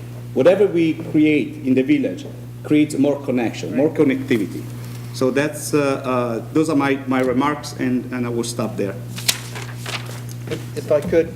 Sure, and then I'll wrap up. Based on your remarks, how do you see those things impacting from a regional standpoint? And in the sense that back in 2008, 2009, the city of La Quinta lost over $2 million of sales tax revenue, which obviously was a substantial hit to our city and our budget. Meanwhile, the employment rate for the city of La Quinta was third in the valley under Indian Wells and Rancho Mirage. So the concern I have is that we cannot just look within our boundaries. We have got to look outside our city limits and how that impacts our own revenues, obviously sales tax. So my question, and you brought up some dynamic points, but how do you apply those to a regional standpoint? Very much when you develop a strategy for your own city, you are not an island onto your own self, right? You got to look around.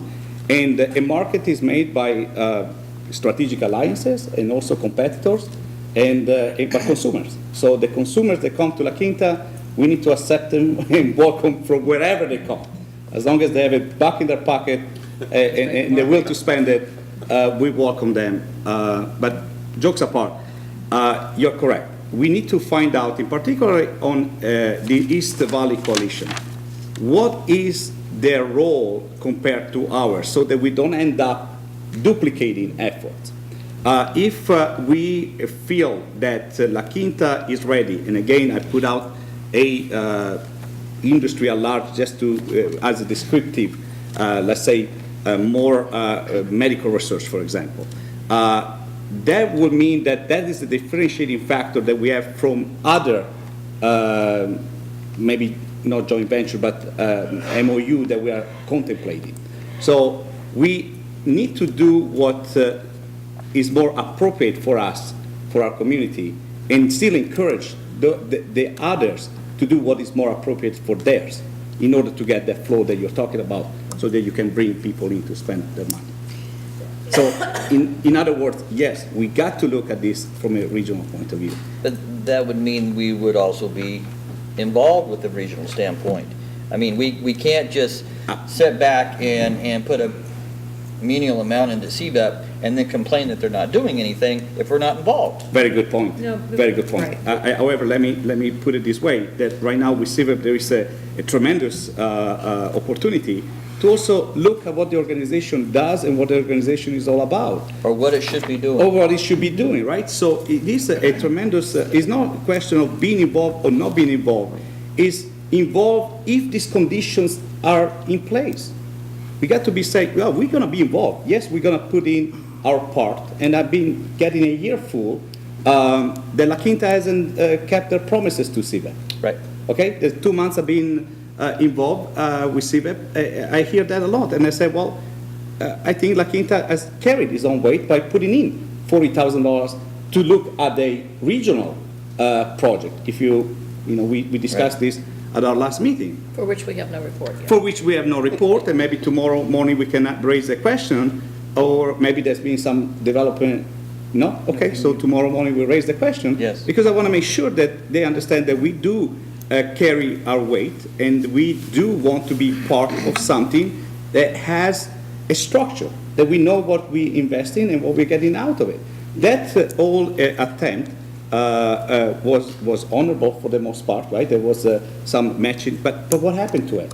Right. So La Quinta has been taking steps, but I agree with you. We need to make a commitment, and we cannot go from 50,000 to 10,000 to zero. It's too erratic. Right. We need to find a positioning. What La Quinta expects from CBEP, it has to be a relation. It has to be a symbiotic relation. Yeah, but again, I think the microscope is on the purpose of the organization. Yeah, absolutely. What entity in this region is doing something to drive business to this valley? Right now, it's CVB. They're doing everything in their power to get more airlines here. I mean, a lot of our marketing dollars are outside our city limits, Lee. Right. There's so much money that's spent on Drive Market either alone or through our co-ops that is helping bring people to rooms and to shop and to stay. And Then we have to do our part. we do have to do our part, exactly. They're getting them here, and then it's up We've to got us to, we've got to be do able to something. deliver. And I think, Yeah. looking at the potential discussion points, again, the existing product enhancement, I think that's where we're going to be segueing in a future meeting into our brand. And what do we call ourselves? Some people call us that quaint little hidden city. It's like, we need to be the new vibrant city that has a quaint historical, atmosphere. But the reserve policy we've discussed for economic development, and knowing that we've got to sock dollars away and be able to utilize that. I think you're right, there is a regional piece, but I think that's where the attraction to have people come in versus fund other people to do that. I think we get a bigger bang for our buck if we're going directly to the consumers than giving it to an entity that may or may not be serving the purpose. And for example, an example on the east, say we've been talking about vocational schools or tech schools. You could put one of those in the East Valley. That's great. They could live all over. But if we've got to have something for them to do, college kids, for example, like after hours, we got to have some kind of things to make them relevant, because right now the nightlife is really only in Palm Springs. So that's a collaboration where if they're doing something to bring kids in a certain area, we've got to have them be active and want to stay here. And that's where I think the co-op comes in. So I know brand is part of the discussion, it needs to be part of this, and that fresher look, and we need to develop a package, and we need to message that so it starts resonating amongst developers, residents. Helene can help carry the message out there, whatever it takes to get people to come here and be able to have something to deliver that everybody can speak to. If I say, in regard to the effort this season alone, that our staff has generated, definitely has created flow. You see more people that we haven't seen before at our events. You see, there's quite a bit going on. Different people. And Different people. Not the same. Absolutely. Same old. And it's so vibrant, right? And so it's working. Having put marketing dollars there is working for our community. So we are reaching out. But again, you're correct. We cannot. The counter argument is like we cannot be parochial, right? We cannot, and I agree. But let me understand what I'm investing in. I want to be your partner as a city, right? But what are we investing in? What is the gain, the metrics, how we measure the returns? And I think they're going to need some leadership to create this, because this, or something like this, has never been proposed in CVAP. And I've been That's involved in part of the CVAP for 20 years, and it been never part of has. You have done tremendous amount of work for city. yes. Everybody It's knows. just that this needs to be brought up, and I think, again, staff did a great job, but to give this to the East Valley and or CVAP, say, here's some measurable items that we need to be accountable to. And that would help everybody understand what we're working on. And either shame on us for not demanding that more, but I guess as an entity that is supposed to be their mission to do Right, that, and right. they haven't even They don't. created, offered, welcomed, I mean, that's part of the, what purpose does the entity serve, and do we need to change the purpose to continue It's like, investment? don't bother me, I know what I'm doing. Well, okay, so let's finalize some direction, yes, Okay, please. just a couple comments. Quickly on CVAP, as you are a board member of that, I equate it to what we do here. We set policy and then we hire people to carry it out, and they did not do that. When someone tells me that they're a CEO and haven't looked at a budget in 18 months, I'm Bad very hire. reluctant to give them a I mean, dime. he was hired before a contract was done, so. Well, that was the first thing he did that was wrong, but yes. I won't say it was wrong. I think it wasn't very good business sense on his part to do that. But back to the economic development, I would like to see an inventory, because in our heads, we know we've got Sam's Club, we've got the Circuit City. I'd like to see an actual inventory of what we have that's vacant at this point in time, and I know that's going to change, but the big ones, so that we can have some real focus and direction on where we're going. And I think that we need to, maybe in conjunction with the chamber, I'm not sure, I think if we could give them some direction so we're both on the same page, but we need to court our existing businesses. Right. And maybe find some sort of incentive program. Think outside the box. We've got Thermal Raceway with BMW there. Find out, where's that other one? It's in South Carolina, Spartanburg, right, South Carolina. Contact somebody at BMW there and find out how they engage in the community. We don't need to reinvent the wheel on this. I'm not talking a little too harshly, I don't mean that. I think it would be nice if you did that. And again, I think one of the most important things, considering our budget and that we, of course, are spending taxpayer dollars, is to have some measurable results. They've got to be measured. This pie in the sky stuff isn't getting it. Right. So, go ahead. No, go ahead. Well, if you, I probably shouldn't make this analogy publicly, however, I'm going to. Should I stop you now? No. There's, what's here would be great for CVEP, I totally agree, but they've got to have a leader. Right. They've got to go outside. They can do some really swift headhunting. Because this man that was the head of this was making $200,000 a year plus perks. Right. That's a pretty good chunk of change, wouldn't you say, Frank? Yeah. To go around and ask for money. That's what he did. Yeah. That's what he did. So, yeah, so it's real important, and with CVEP, and then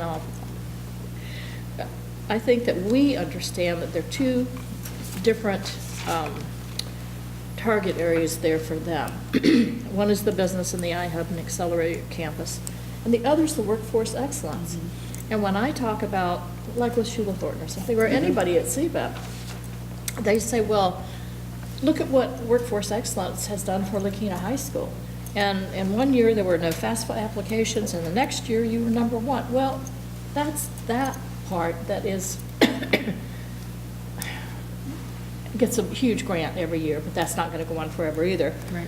And then the other part is it's money from Palm Springs more than anything else when you get right down to it. Oh, the I have.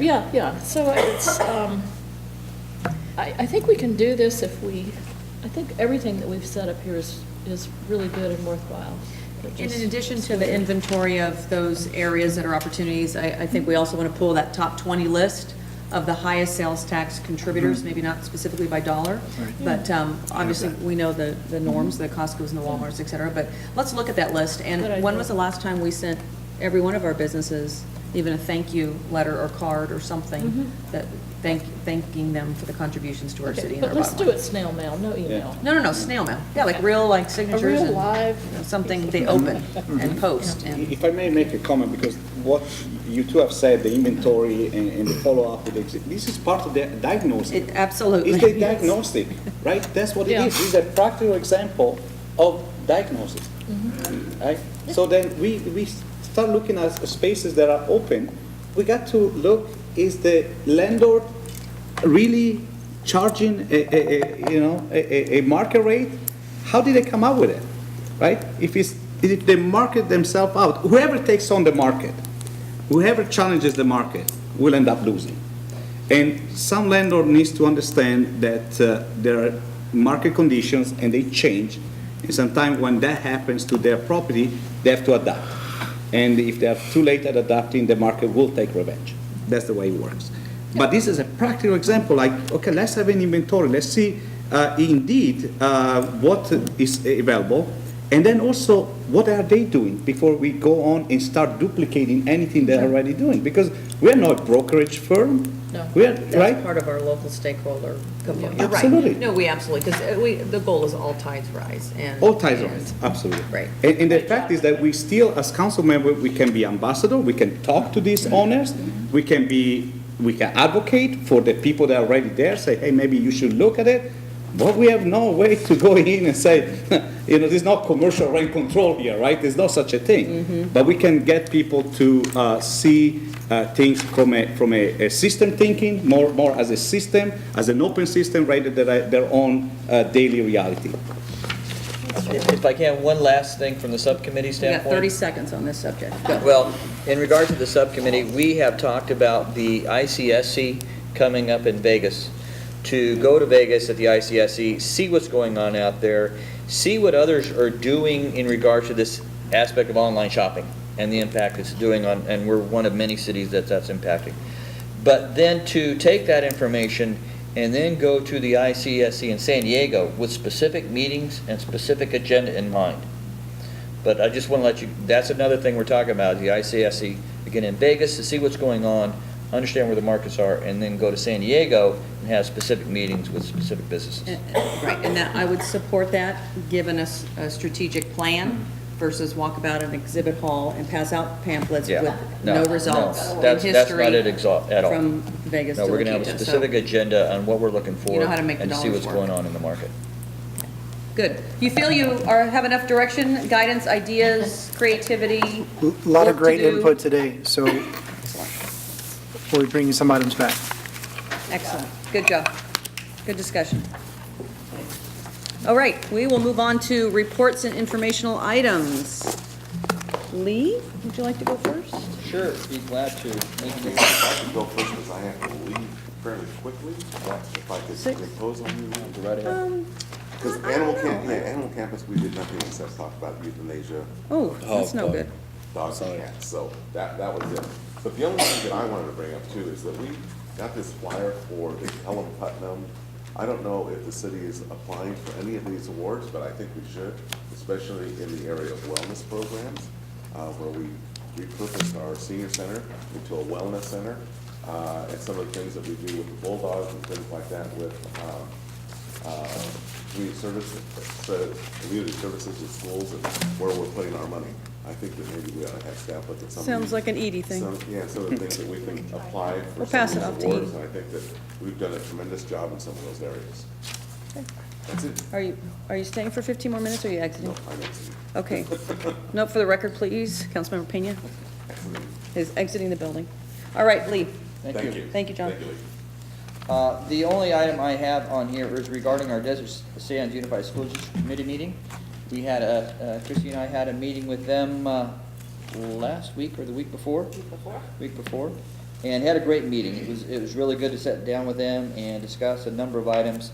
Obviously, the issue of La Quinta Middle School came up, and the aspect that they are doing another study, the aspect that they have talked to numerous industrial groups throughout the state and the country to say, hey, does anybody else want to come in and study this other than our own? And they've all said no. We don't see an issue for OSHA or anybody else to come in and do the study. But they are having another study done to analyze this. One of the other things that came up is in regards to the school district and their Measure K monies for funding improvements to the schools. The La Quinta Middle School is online to have some new improvements coming up in the next couple of years. There's a list of different facilities over the next 10 years, and La Quinta Middle is on the top of that list. So, yeah, and Truman, right, and they should have something, what they design, what they want to do, that goes off to the state of California. State of California analyzes it for 6 months or better, and they sign off on it. Then it comes back down, and then they start, bidding it out, the whole process out. But it was good to hear that they're going to start putting some money into La Quinta Middle from just a facility standpoint. But otherwise, it was a great meeting. I don't know, Christy, if I'm missing anything on that, but it was good to sit down and talk with them again. It was, and I think one of the things that, my sense of what we got out of the meeting was that we need to continue this and do it more often. Right. Because we had good conversation. Real good. That's all I have. Okay. Christy? Yes. The Mountains Conservancy. We had a presentation and review of Prop 1, which is the water bond grant program. And I have given Tim, well, I haven't given it to Tim yet, but I will give Tim a copy of the program because I think we're eligible for some of that money. It's $10 million, and it will be doled out $2 million a year to CV, Coachella Valley Mountains Conservancy. The rules and regulations for doing the grant are ridiculous. I mean, it's just, but that's how it is. It's a state thing, so you can, more I can say about that. We have to, CVWC has to advertise a public meeting in order to begin the process of having these funds available. And they considered our meeting one. They have another meeting on the 24th and one on the 26th of March for the public to come and talk about the water bond. Let's see what else we have. There was also some discussion about our giving the Friends and maybe CVCC grants for capital improvement projects, but that only that which has to do with management, i.e. Fences maybe for some areas. And when they say fences, they're talking about cables. Right. So I was visualizing fences and thinking, well, little animals can't do their thing if they're going to put fence, but it's cables. And the effort there is just to keep the off-road vehicles, and the dumping is horrible, they say. So it has caused a problem, and that when land comes up now, the Friends really are like, well, we don't want it because we don't have the money to maintain it. So we agreed that we would do that. But that we would have, I had asked that they have some guidelines for this. They didn't. It was just kind of a discussion, but they're going to come back with some guidelines on who gets the money and who doesn't. And our bond status at this point in time is that from Prop 1, which is the water bond, we have $10 million, but with a very limited way of, it's by grant, but by doling it out. So they go very restrictive. Thank you. We do still have $11 million left for buying property and turning it up to the Friends or CVCC. Again, the only problem with that right now is that the maintaining of the land has gotten so expensive. There's big acreages, but we're going to continue with that anyway, looking at it. So Okay, and then Sunline. I'm so glad you have that, thanks. Well, thanks again for serving on Sunline. I like Sunline. We like a challenge. We have a, Lauren Skeever and Frank and I have a meeting coming up. If it's not on your calendar, it should be by tomorrow or so, where we're going to discuss what Sunline can do for La Quinta. Excellent. Yep, I like that. Let's see, so I'm on the bylaws committee. We made some changes, but it was really wording more than anything else. The finance committee, we are purchasing 6 non-revenue vehicles. And I know you're going to ask me what a non-revenue vehicle is, and that's one that doesn't, that would be like a truck or some sort of work vehicle. And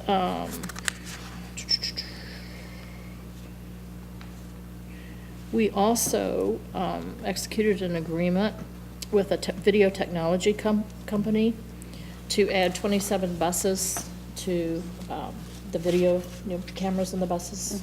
So, and that doesn't cover all the buses, but it will go. What's happening with the bus stops? There's this inventory of bus stops that you're supposed to be I'll find that out. reorganizing Yeah. where our greatest Well, I areas think of that's need. one of the things that Lauren wants to talk with Frank about too is she doesn't think that our bus service in La Quinta is what it should be. So, in terms of our routes. Okay. You know, like, there's no bus service by the high school anymore and that sort of thing. They did do a, Sunline did do a rider survey, and you know how big I am on surveys. But we also, before I do the survey, we also have a free bus coming. It's like $23 million or something. Somebody in Pennsylvania had a hydrogen bus, and they decided that the bus company wasn't doing well, and they just were going to go out of business, and so they asked if we wanted the bus. So all we have to do is go get the bus. Bring it Road trip. Free, I know. Free bus. The Wi-Fi is available on all the buses, which I thought was interesting. And one of the things, the criteria that they found out in the survey was that because people oftentimes have to change, you know, from one bus to another, their ability to use their phone to see when the next bus is coming has been critical, and and they feel like they're doing a fairly good job on that for ridership.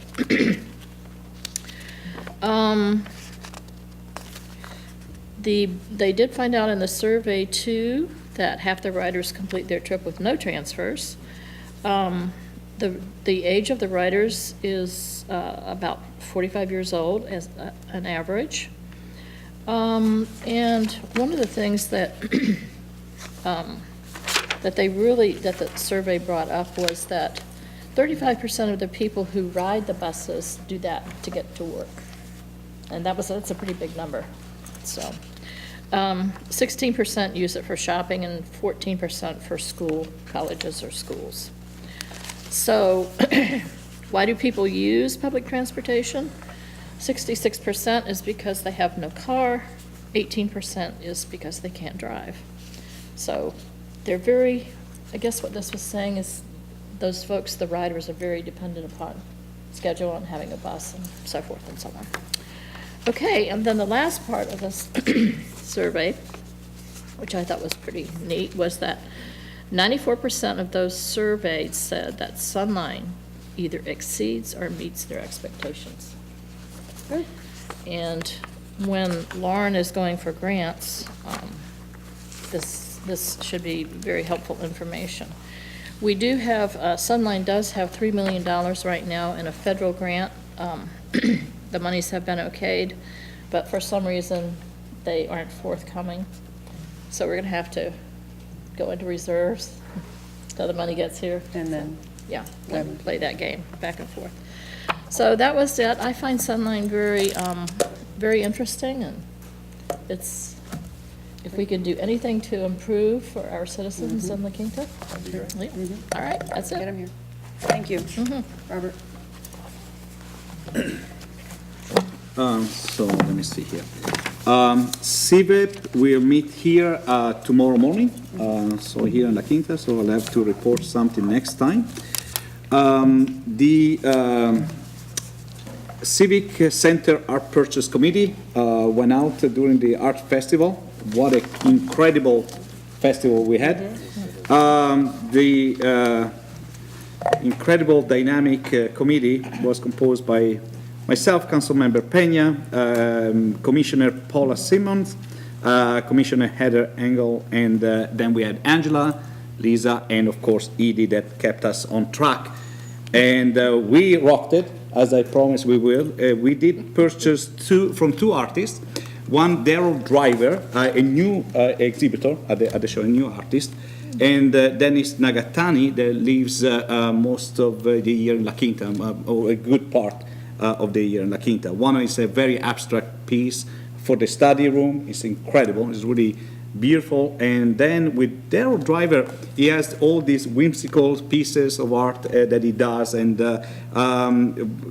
it was for the library. The marching order from Edie was we are buying something for the library. So we did buy a series of items that will be exhibited at the library. And the idea behind is that they are so, the kids can combine them, one or two of them, write a story, tell us what the story is about, write a story about one. This is so these different characters, and they can just pick one or combine them. There are total six pieces that we. Are they going we to have in rotate there. around, or? Well, we haven't decided yet how we're going to do that, because Okay. we can do it a number of ways. And talk even about making a story time, where they're writing a story time just from those pieces. They're very creative, extremely creative. Wonderful. So we'll call upon council to write their own stories at some point, but that's I don't know, that's not a bad idea. You're on your own, but We'll see about that. We came under budget, if anybody's paying attention to that. Yeah, it's incredible. So we did extremely well. And it was great. I mean, it was an incredible experience walking that show. I did a couple days. Incredible, just incredible. The next one is, I lost track here. The next meeting with the Chamber of Commerce Exchange Committee is May 12th. So I'll have to report something at that time. Riverside County Transportation Commission. A couple of interesting items. I mean, as you may imagine, those agenda are pretty heavy, but a couple of things that regard us directly that I'd like to report on. One is obviously the condition of our roads in California. The governor says, well, we have a $59 billion backlog of state highway maintenance needs, and local street and road maintenance needs climb to nearly $80 billion throughout the state. So here's a proposal which is interesting because, and I guess we always make a little bit fun of the state of California. They took away $1 billion a year from the truck weight fund, and they put it into the general fund. Really? Right? So, yeah, that was done a couple of years ago. Now, the new idea is like, well, here, we're going to give you the money back. Right, so it's like these are new revenues because you're getting the money back, and it's like, well, I guess however you want to call it. So the proposal is $1 billion a year comes back from the general fund into transportation. $200 million will be from accelerated repayment of loans to the general fund from this transportation account. $800 million from a new transportation user fee, which I believe I spoke about last, probably 2 months ago. And there will be a pilot study, and there may be some sort of a vehicle license fee you pay, one time, or there may be a meter fee where you pay based on your mileage. So that's still up in the air. However, these are serious times for transportation because obviously, here they had a pamphlet called The Road to Ruin, because obviously with gas revenue decreasing, And were given, right at the beginning of the meeting, we were given a chart with every city in there. La Quinta projected from the difference between projected fiscal year 2014 to 2015 versus 2015-2016 is a decrease of $322,000. So across the board, it's about a 20 to 25% decrease. Part of it is because of the way the sales tax on gas has been set. So there's not much flexibility from a point of view to reassess it more often. So when the prices goes down, we are kind of stuck with that, right? So, but long term, again, is coming down to looking at how you're going to charge for vehicle mileage fee. You drive and you're more efficient with your car, but you still are using the road. Right. So thank you for, the environment thanks you, but the road needs to be repaired. Exactly. So how are we going to approach that? I wonder how much the governor's taking out of that fund to put into the general fund. And that's, but it's going to give it back eventually and call it a new revenue. Right. The other part, of course, that really is relevant for our community, the Coachella Valley, is obviously the train. And the train is the top, right?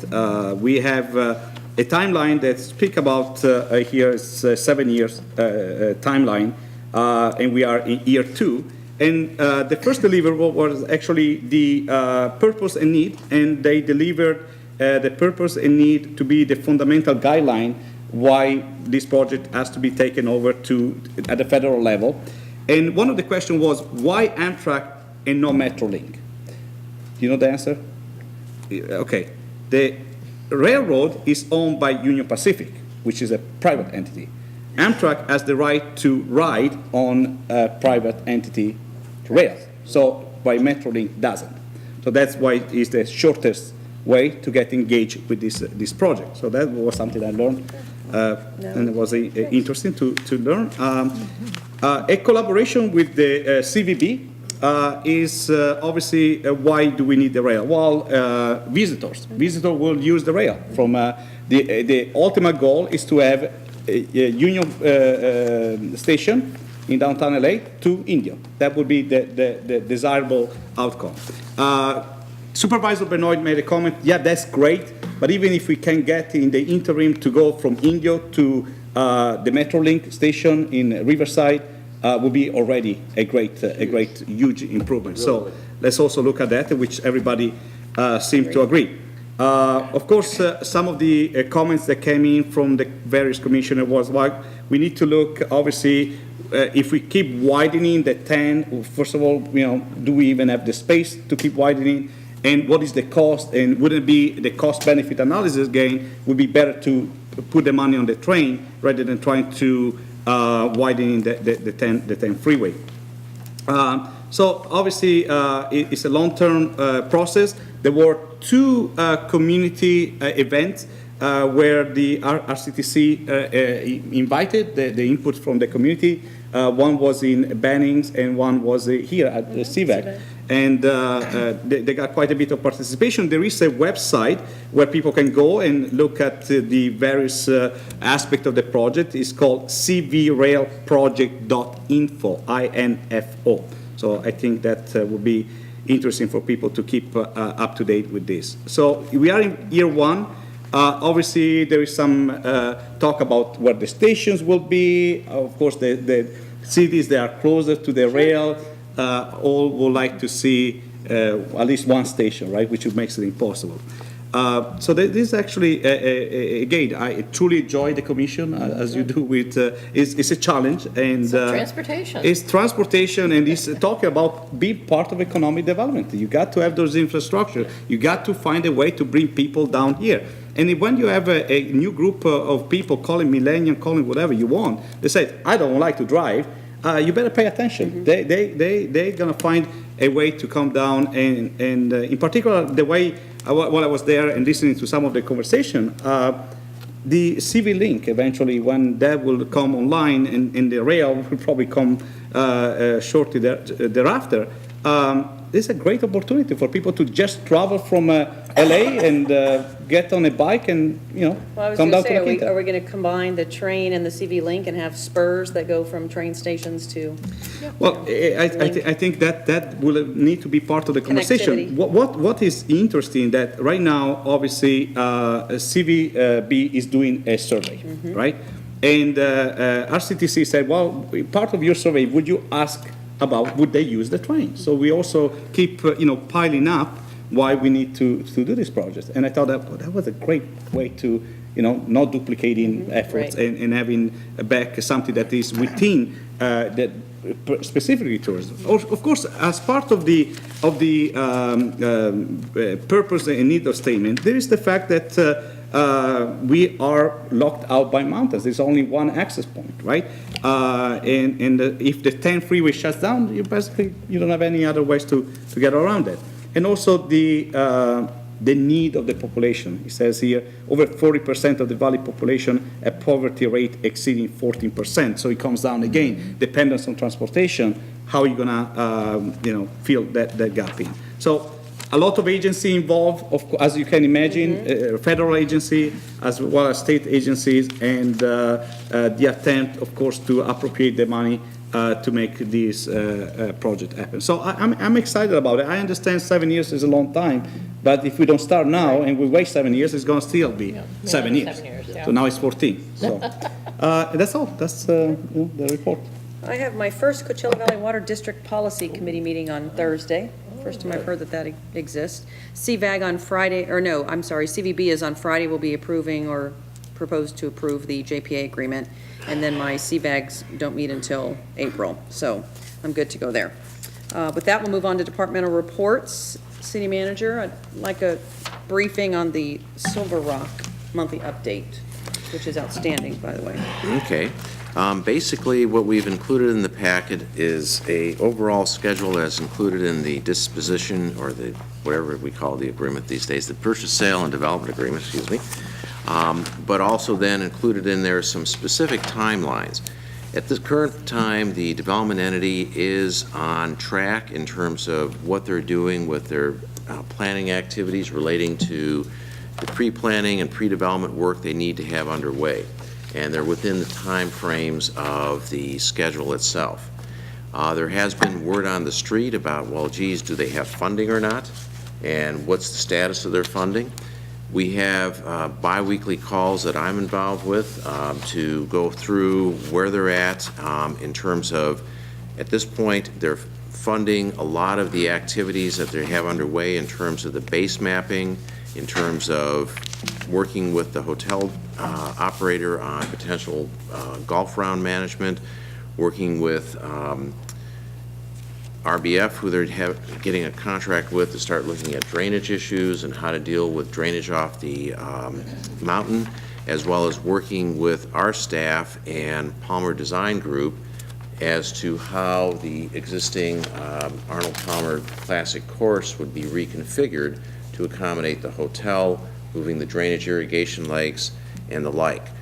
They are doing this based at this point in time on the money that they have together as a partnership coming from the Robert Greene Company and the Merriweather Company.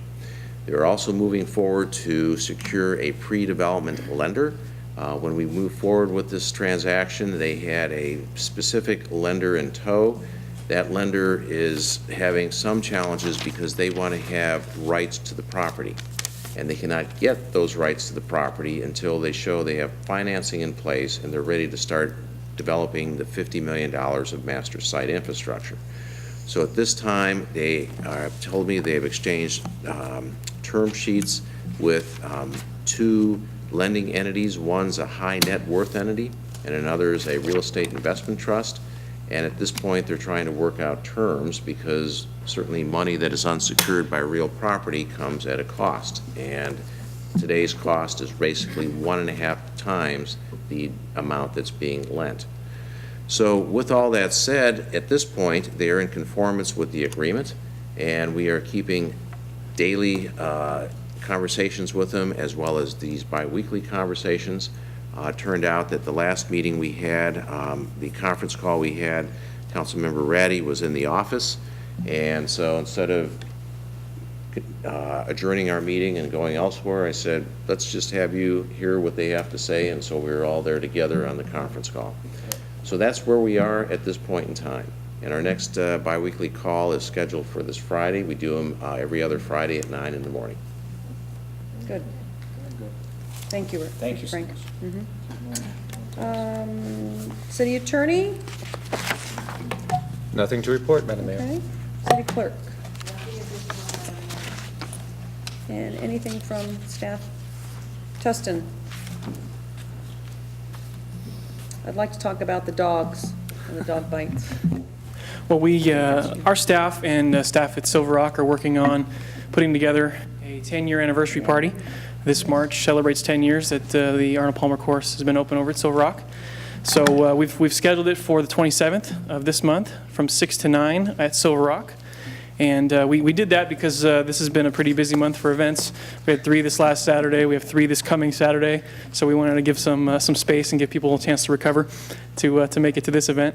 But we're going to have live music. We're going to have some hosted appetizers by Silver Rock, a no-host bar, putting contest with some prizes, some other food things, and potentially a special guest. So that's the plan, and we are going to be seeing it in the IOIs, as well as we're going to have a press release, and it's already on Facebook. So And is the entire public invited to this? everybody's welcome.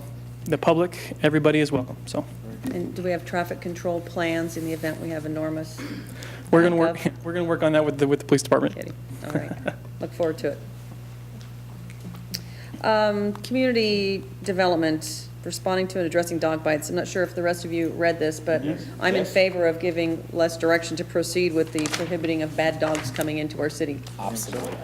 I think you've done a good job here. Terrific. We just actually had a very constructive meeting with Riverside County staff yesterday, which has to do with one of the items that we report on earlier in your, as a department report, which is with the dog licensing and the county providing that service. But we then segued into conversation with regards to, as you know, we have a contract with the county right now to provide after hours and all day Sunday service. And then we talked a little bit about some of the potential code amendment items that we should be looking at going forward. That one is one of those. There are also some other items that we'll be coming back and discussing with you later with regards to chipping, microchipping dogs, and some other requirements that we'd like for you to consider that the county already requires, and we'd like to see a consistent effort going forward. So we'll be bringing that back in either 1 or 2 waves of items for you to be considering in the near term. Because we currently do not require chipping, correct? We do not. Right. That is a mandatory requirement, though, with the county. And what they have found out is it obviously makes a tremendous difference in the ability for those dogs that are lost to be brought back to their owners or reconnected with their owners. Another item has to do with spay and neuter requirements. The county is much firmer than we are with that. That has resulted in a tremendous difference in the amount of animals that are in the shelters and the unfortunate need to have to euthanize some of those animals. So they're encouraging that, consideration of that as well. So are they saying it's mandated that you spay or neuter your animal? There's a very firm position that they take with regards to that, and it's if you're not, if it's for an exception because you're breeding that animal, there's a fairly high cost for that. So if you have a full-bred animal and you wish not to spay or neuter that animal, it's going to cost you extra? That is correct. Your licensing expense will be considerably higher. This is unincorporated county. Yes. Thank you. But those are items we think that are at least worthwhile to bring back for discussion purposes, and then see how we go from there. Thank you, Les. Thank you. Okay, mayor and council member items. Got a few things, anybody? I just, back on the department reports, regarding our Public Works Department, and this report saying 80% is superior work. I think that's outstanding. You guys are doing a great job on this GO request, and getting an 80% at very, very happy people, I think it's a great job. I just want to commend you on that. But I have no Of course, mayor that goal items. is 100. Great, 80, no. We're getting there. We're getting there. It's always the goal. It's always the 80% is goal. great. It's awesome. Yes. Items? Sure. Well, one of the things that I just noticed this afternoon Black History Month, 700 participants. I mean, what a success there. Anyway, just a comment there. This Saturday, there's a lot going on in La Quinta. A lot Last going Saturday on. or this Saturday? This Yes. coming Saturday. Both. So a little bit of a personal note about the La Quinta Wind Symphony is having their final free concert. Of course, there's nothing free in life, but what they're going to do, they're going to perform their program that they will perform at Carnegie Hall the following week.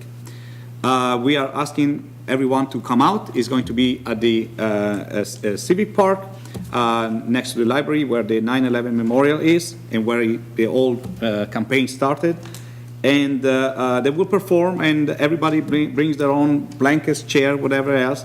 And if you have some money, please put it down in the box and help these kids wrap up. They're probably short right now, maybe $3,500, or between $3,500 to $4,000. Yeah. So they're before us on the grant committee, so we'll be looking at that shortly. yeah, but yeah. It'll be a post-trip. Will be a post trip, but that's okay. Everything helps. And the other aspect is the Taste of La Quinta. What a great event. It turned out to be a little bit on the warm side that day, right? But again, I take that over the wind or the rain Absolutely. and other things that we had in the past. I still think that's a great brand that needs to be further leveraged. Some free consulting from my 6-year-old. He said that, I said, should we do this every month? He said, nah, it's too much. I said, what do you think then? He said, twice a year. So anyway, we may take a note of that, and we may have a November and a March Taste of La Quinta, right? So again, a brand that we definitely need to leverage more and make it year-round. That's still remains my position. La Quinta Police Safety Fair was great the other day, and I'm sure that Mayor Evans will have some of the comments, but man, don't drink and drive. That's really a message that doesn't really cut it. We had the opportunity to drive around this golf cart with the drone goggles on, and I tell you, it's like I don't know how you can go on the road like that. I mean, it's incredible. But anyway, those are my remarks. One thing that I would like to say, though, on Monday the 9th, Tim, James, myself, Commissioner Kevin McCoon, and Commissioner Wright, we took a ride, for lack of a better word, a couple of hours, looking at the northern parkways.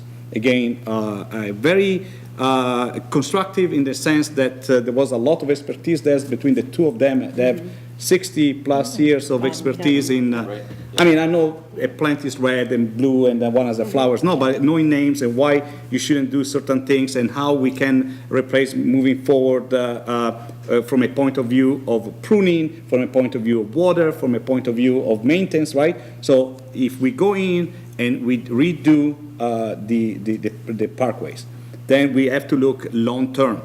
Cost of water will go up. Chromium 6, again, that will increase cost of water. Watering will cost money. So we need to go drought resistance kind of landscape. So that's what we have to look in.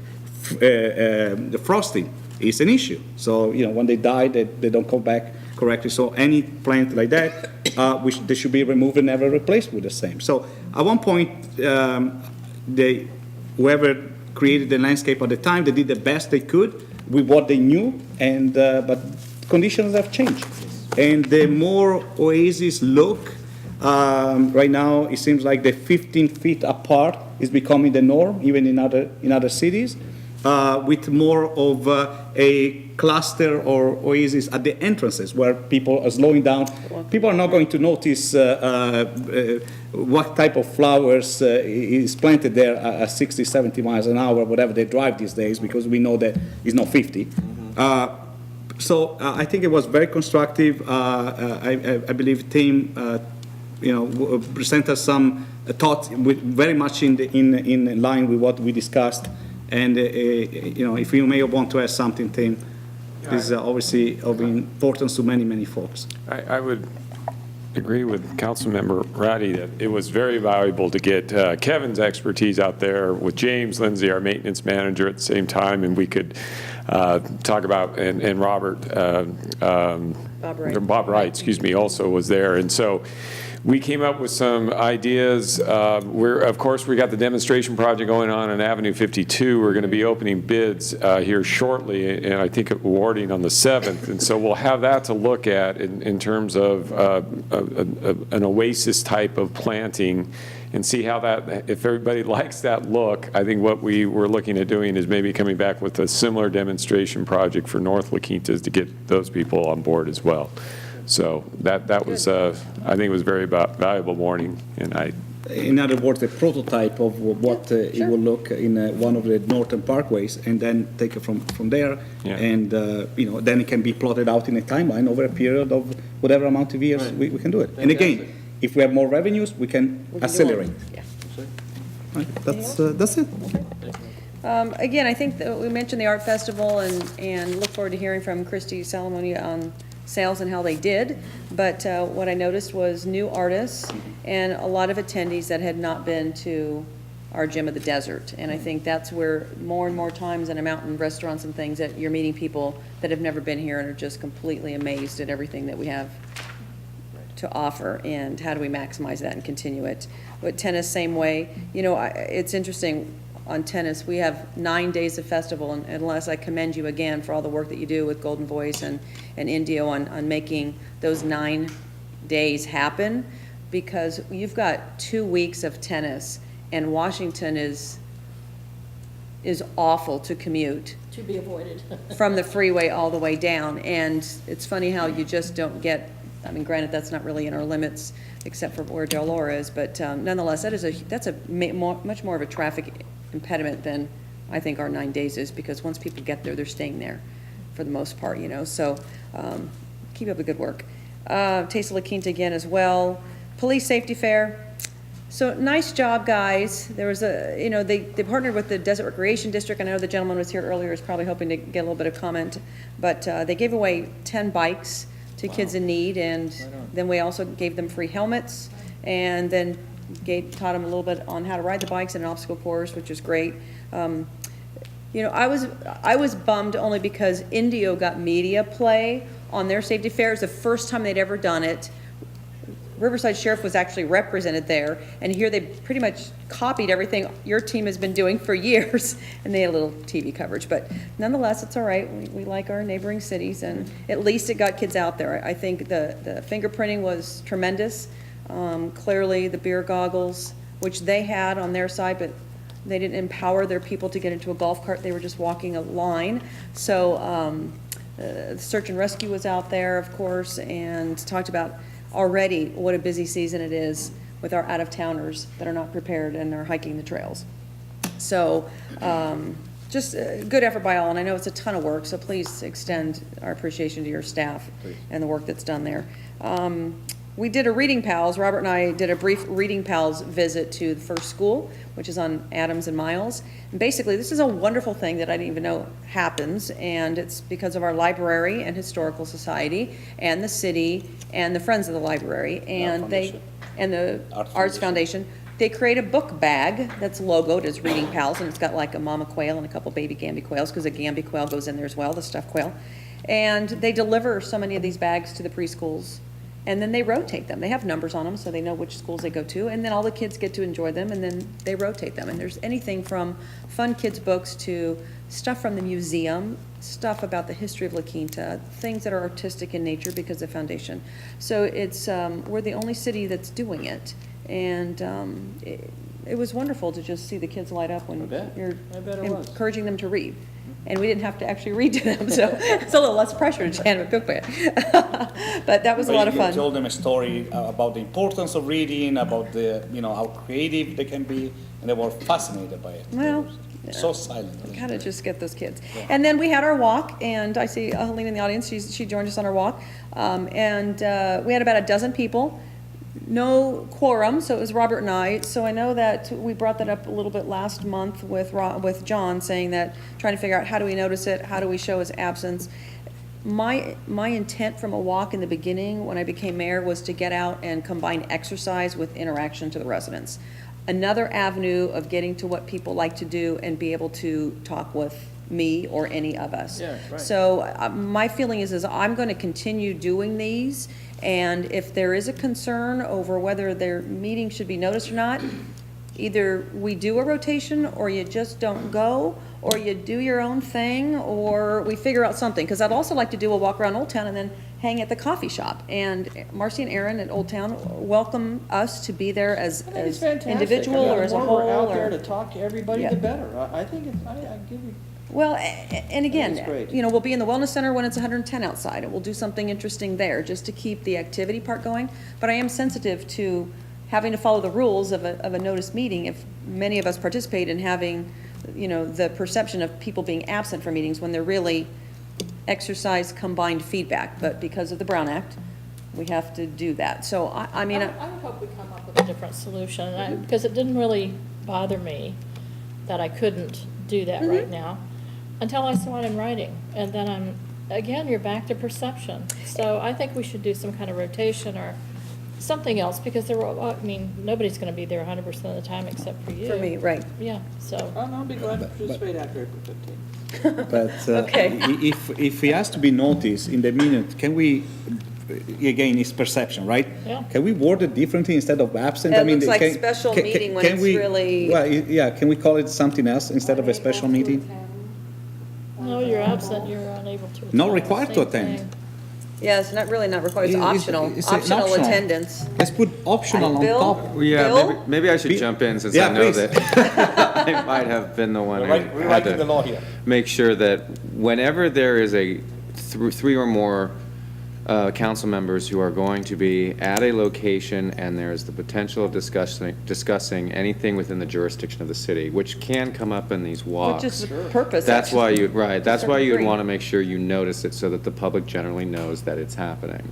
Of course, if there is no quorum, if they're less than 3, then you don't have to worry about complying with this aspect of the Brown Act. So if that is a way that the council may want to consider addressing it, that is a way that is very often, as you know, used when you have subcommittees with just 2 members, and you don't have to worry about noticing because you won't have a quorum and can't conduct any official business. So for what it's worth, that may be the best guidance I can give. So perhaps what I can do is I'll work with staff and really look at going schedule-wise through the next 6 months. And if one is something about walking Civic Center Park and ending up at the library and having a chat session, or the coffee shop, or, so maybe there's something that you'd like to come at the end, if there's a gathering spot, that way you're not necessarily absent, or we decide, I want to do the coffee shop, you want to do the Bear Creek Trail, you want to do Right. the school, whatever it is, that way we can kind of plan in advance, notice if we need to, but then if we know that there's just 2, we wouldn't have to worry about that piece, right? Correct, right. If the only time when there would need to be a notice of a hearing is if 3 or more may show up and you're going to discuss business, so. Right. Yeah, I think it's a great idea to get it at the calendar, and we'll put some, sign up on that, so we'll have a better idea who's going Okay. to be at these. Okay. Just a quick question, and then let's say that we didn't notice it and 3 of us show up, right? What about if 2 are in the front, 1 is in the back? Nope, No. doesn't matter. Okay, No. Yeah, that's trying to get to the bottom of this. yeah, Madam Mayor, yes, ma'am. the city attorney can chime in, but I have no problem with, when doing the minutes and writing the call to order, in parentheses, putting attendance optional, and then having those present and those not there. I have no problem with that at all. Also, we have no problem with noticing every single meeting, and if 2 or more show up, or 3 or more, or 2 or more show up, then fine. If they don't, fine. That way, it isn't so rigid. It's more flexible. If you wake up on a Saturday morning Yeah, some flexibility. and feel like it or you want to don't. go or don't go, Well, I like the attendance optional if we can do that. That would be fine. There's no- Okay, oh, good. Resolve that. Yay! Big, bold option. All right, we're going for a 9-miler next time then, guys. No, I'm kidding, I'm kidding. Okay. No, you're not. Yeah, I know I'm not. Staff, hold on. I think that's it. One quickie for me? Yes. There was a luncheon at the Wellness Center. Oh, yes. This past week. And I really, you and I both sort of said the same thing to the group that was there. I was happy to see the seniors, shall we call them, anyway. Yeah. The attendees. Back, the attendees, yes, were a lot of the folks that hadn't been there for a while, and they're starting to embrace the Wellness Center, and they're getting tours, and you know, taking it nice and slowly and easy, but they were, it wasn't super well attended, but, Right. you know, they're Getting there. they're coming back, they're getting there. I think I kind of had the feeling that perhaps they felt just a little bit intimidated by the whole atmosphere, but once they're there and they see how beautiful it is, and that there's still that welcoming feeling and things for them to do, I think it'll be great. But I was happy to see folks Do we that have were a there. membership count? For the Wellness Center? Yeah. I think it's 470? No, way No, above Past that. that, 784? Yeah. 785. Yeah. Excellent. That's a testament. I'll tell you, one of the attendees on our walk does not live in La Quinta, but she just joined our wellness center, and she's like, I don't have any issues with the city. I love the wellness center, and I thought I'd come out and walk with y'all, and she did. And it was, we welcome all guests. So I just also want to thank staff for the work that's being done. And I know that Frank is leading that charge, and we're pushing to make things better all the time, and combining that with season and the events underway and budget season and everything else coming on deck. It just, we know there's been a transformation, and we know you're working hard, and we do appreciate that, because it makes us a better city overall, and it makes our jobs easier, and it'll also help us raise the bar collectively. So we're here to jump in, to help, to be there to support, and continue to lead in what this redefinement of local government is, to just make La Quinta rise to the top. Exactly. So thank you. With that, I'll call for adjournment. Second. There's a motion and a second. Please vote.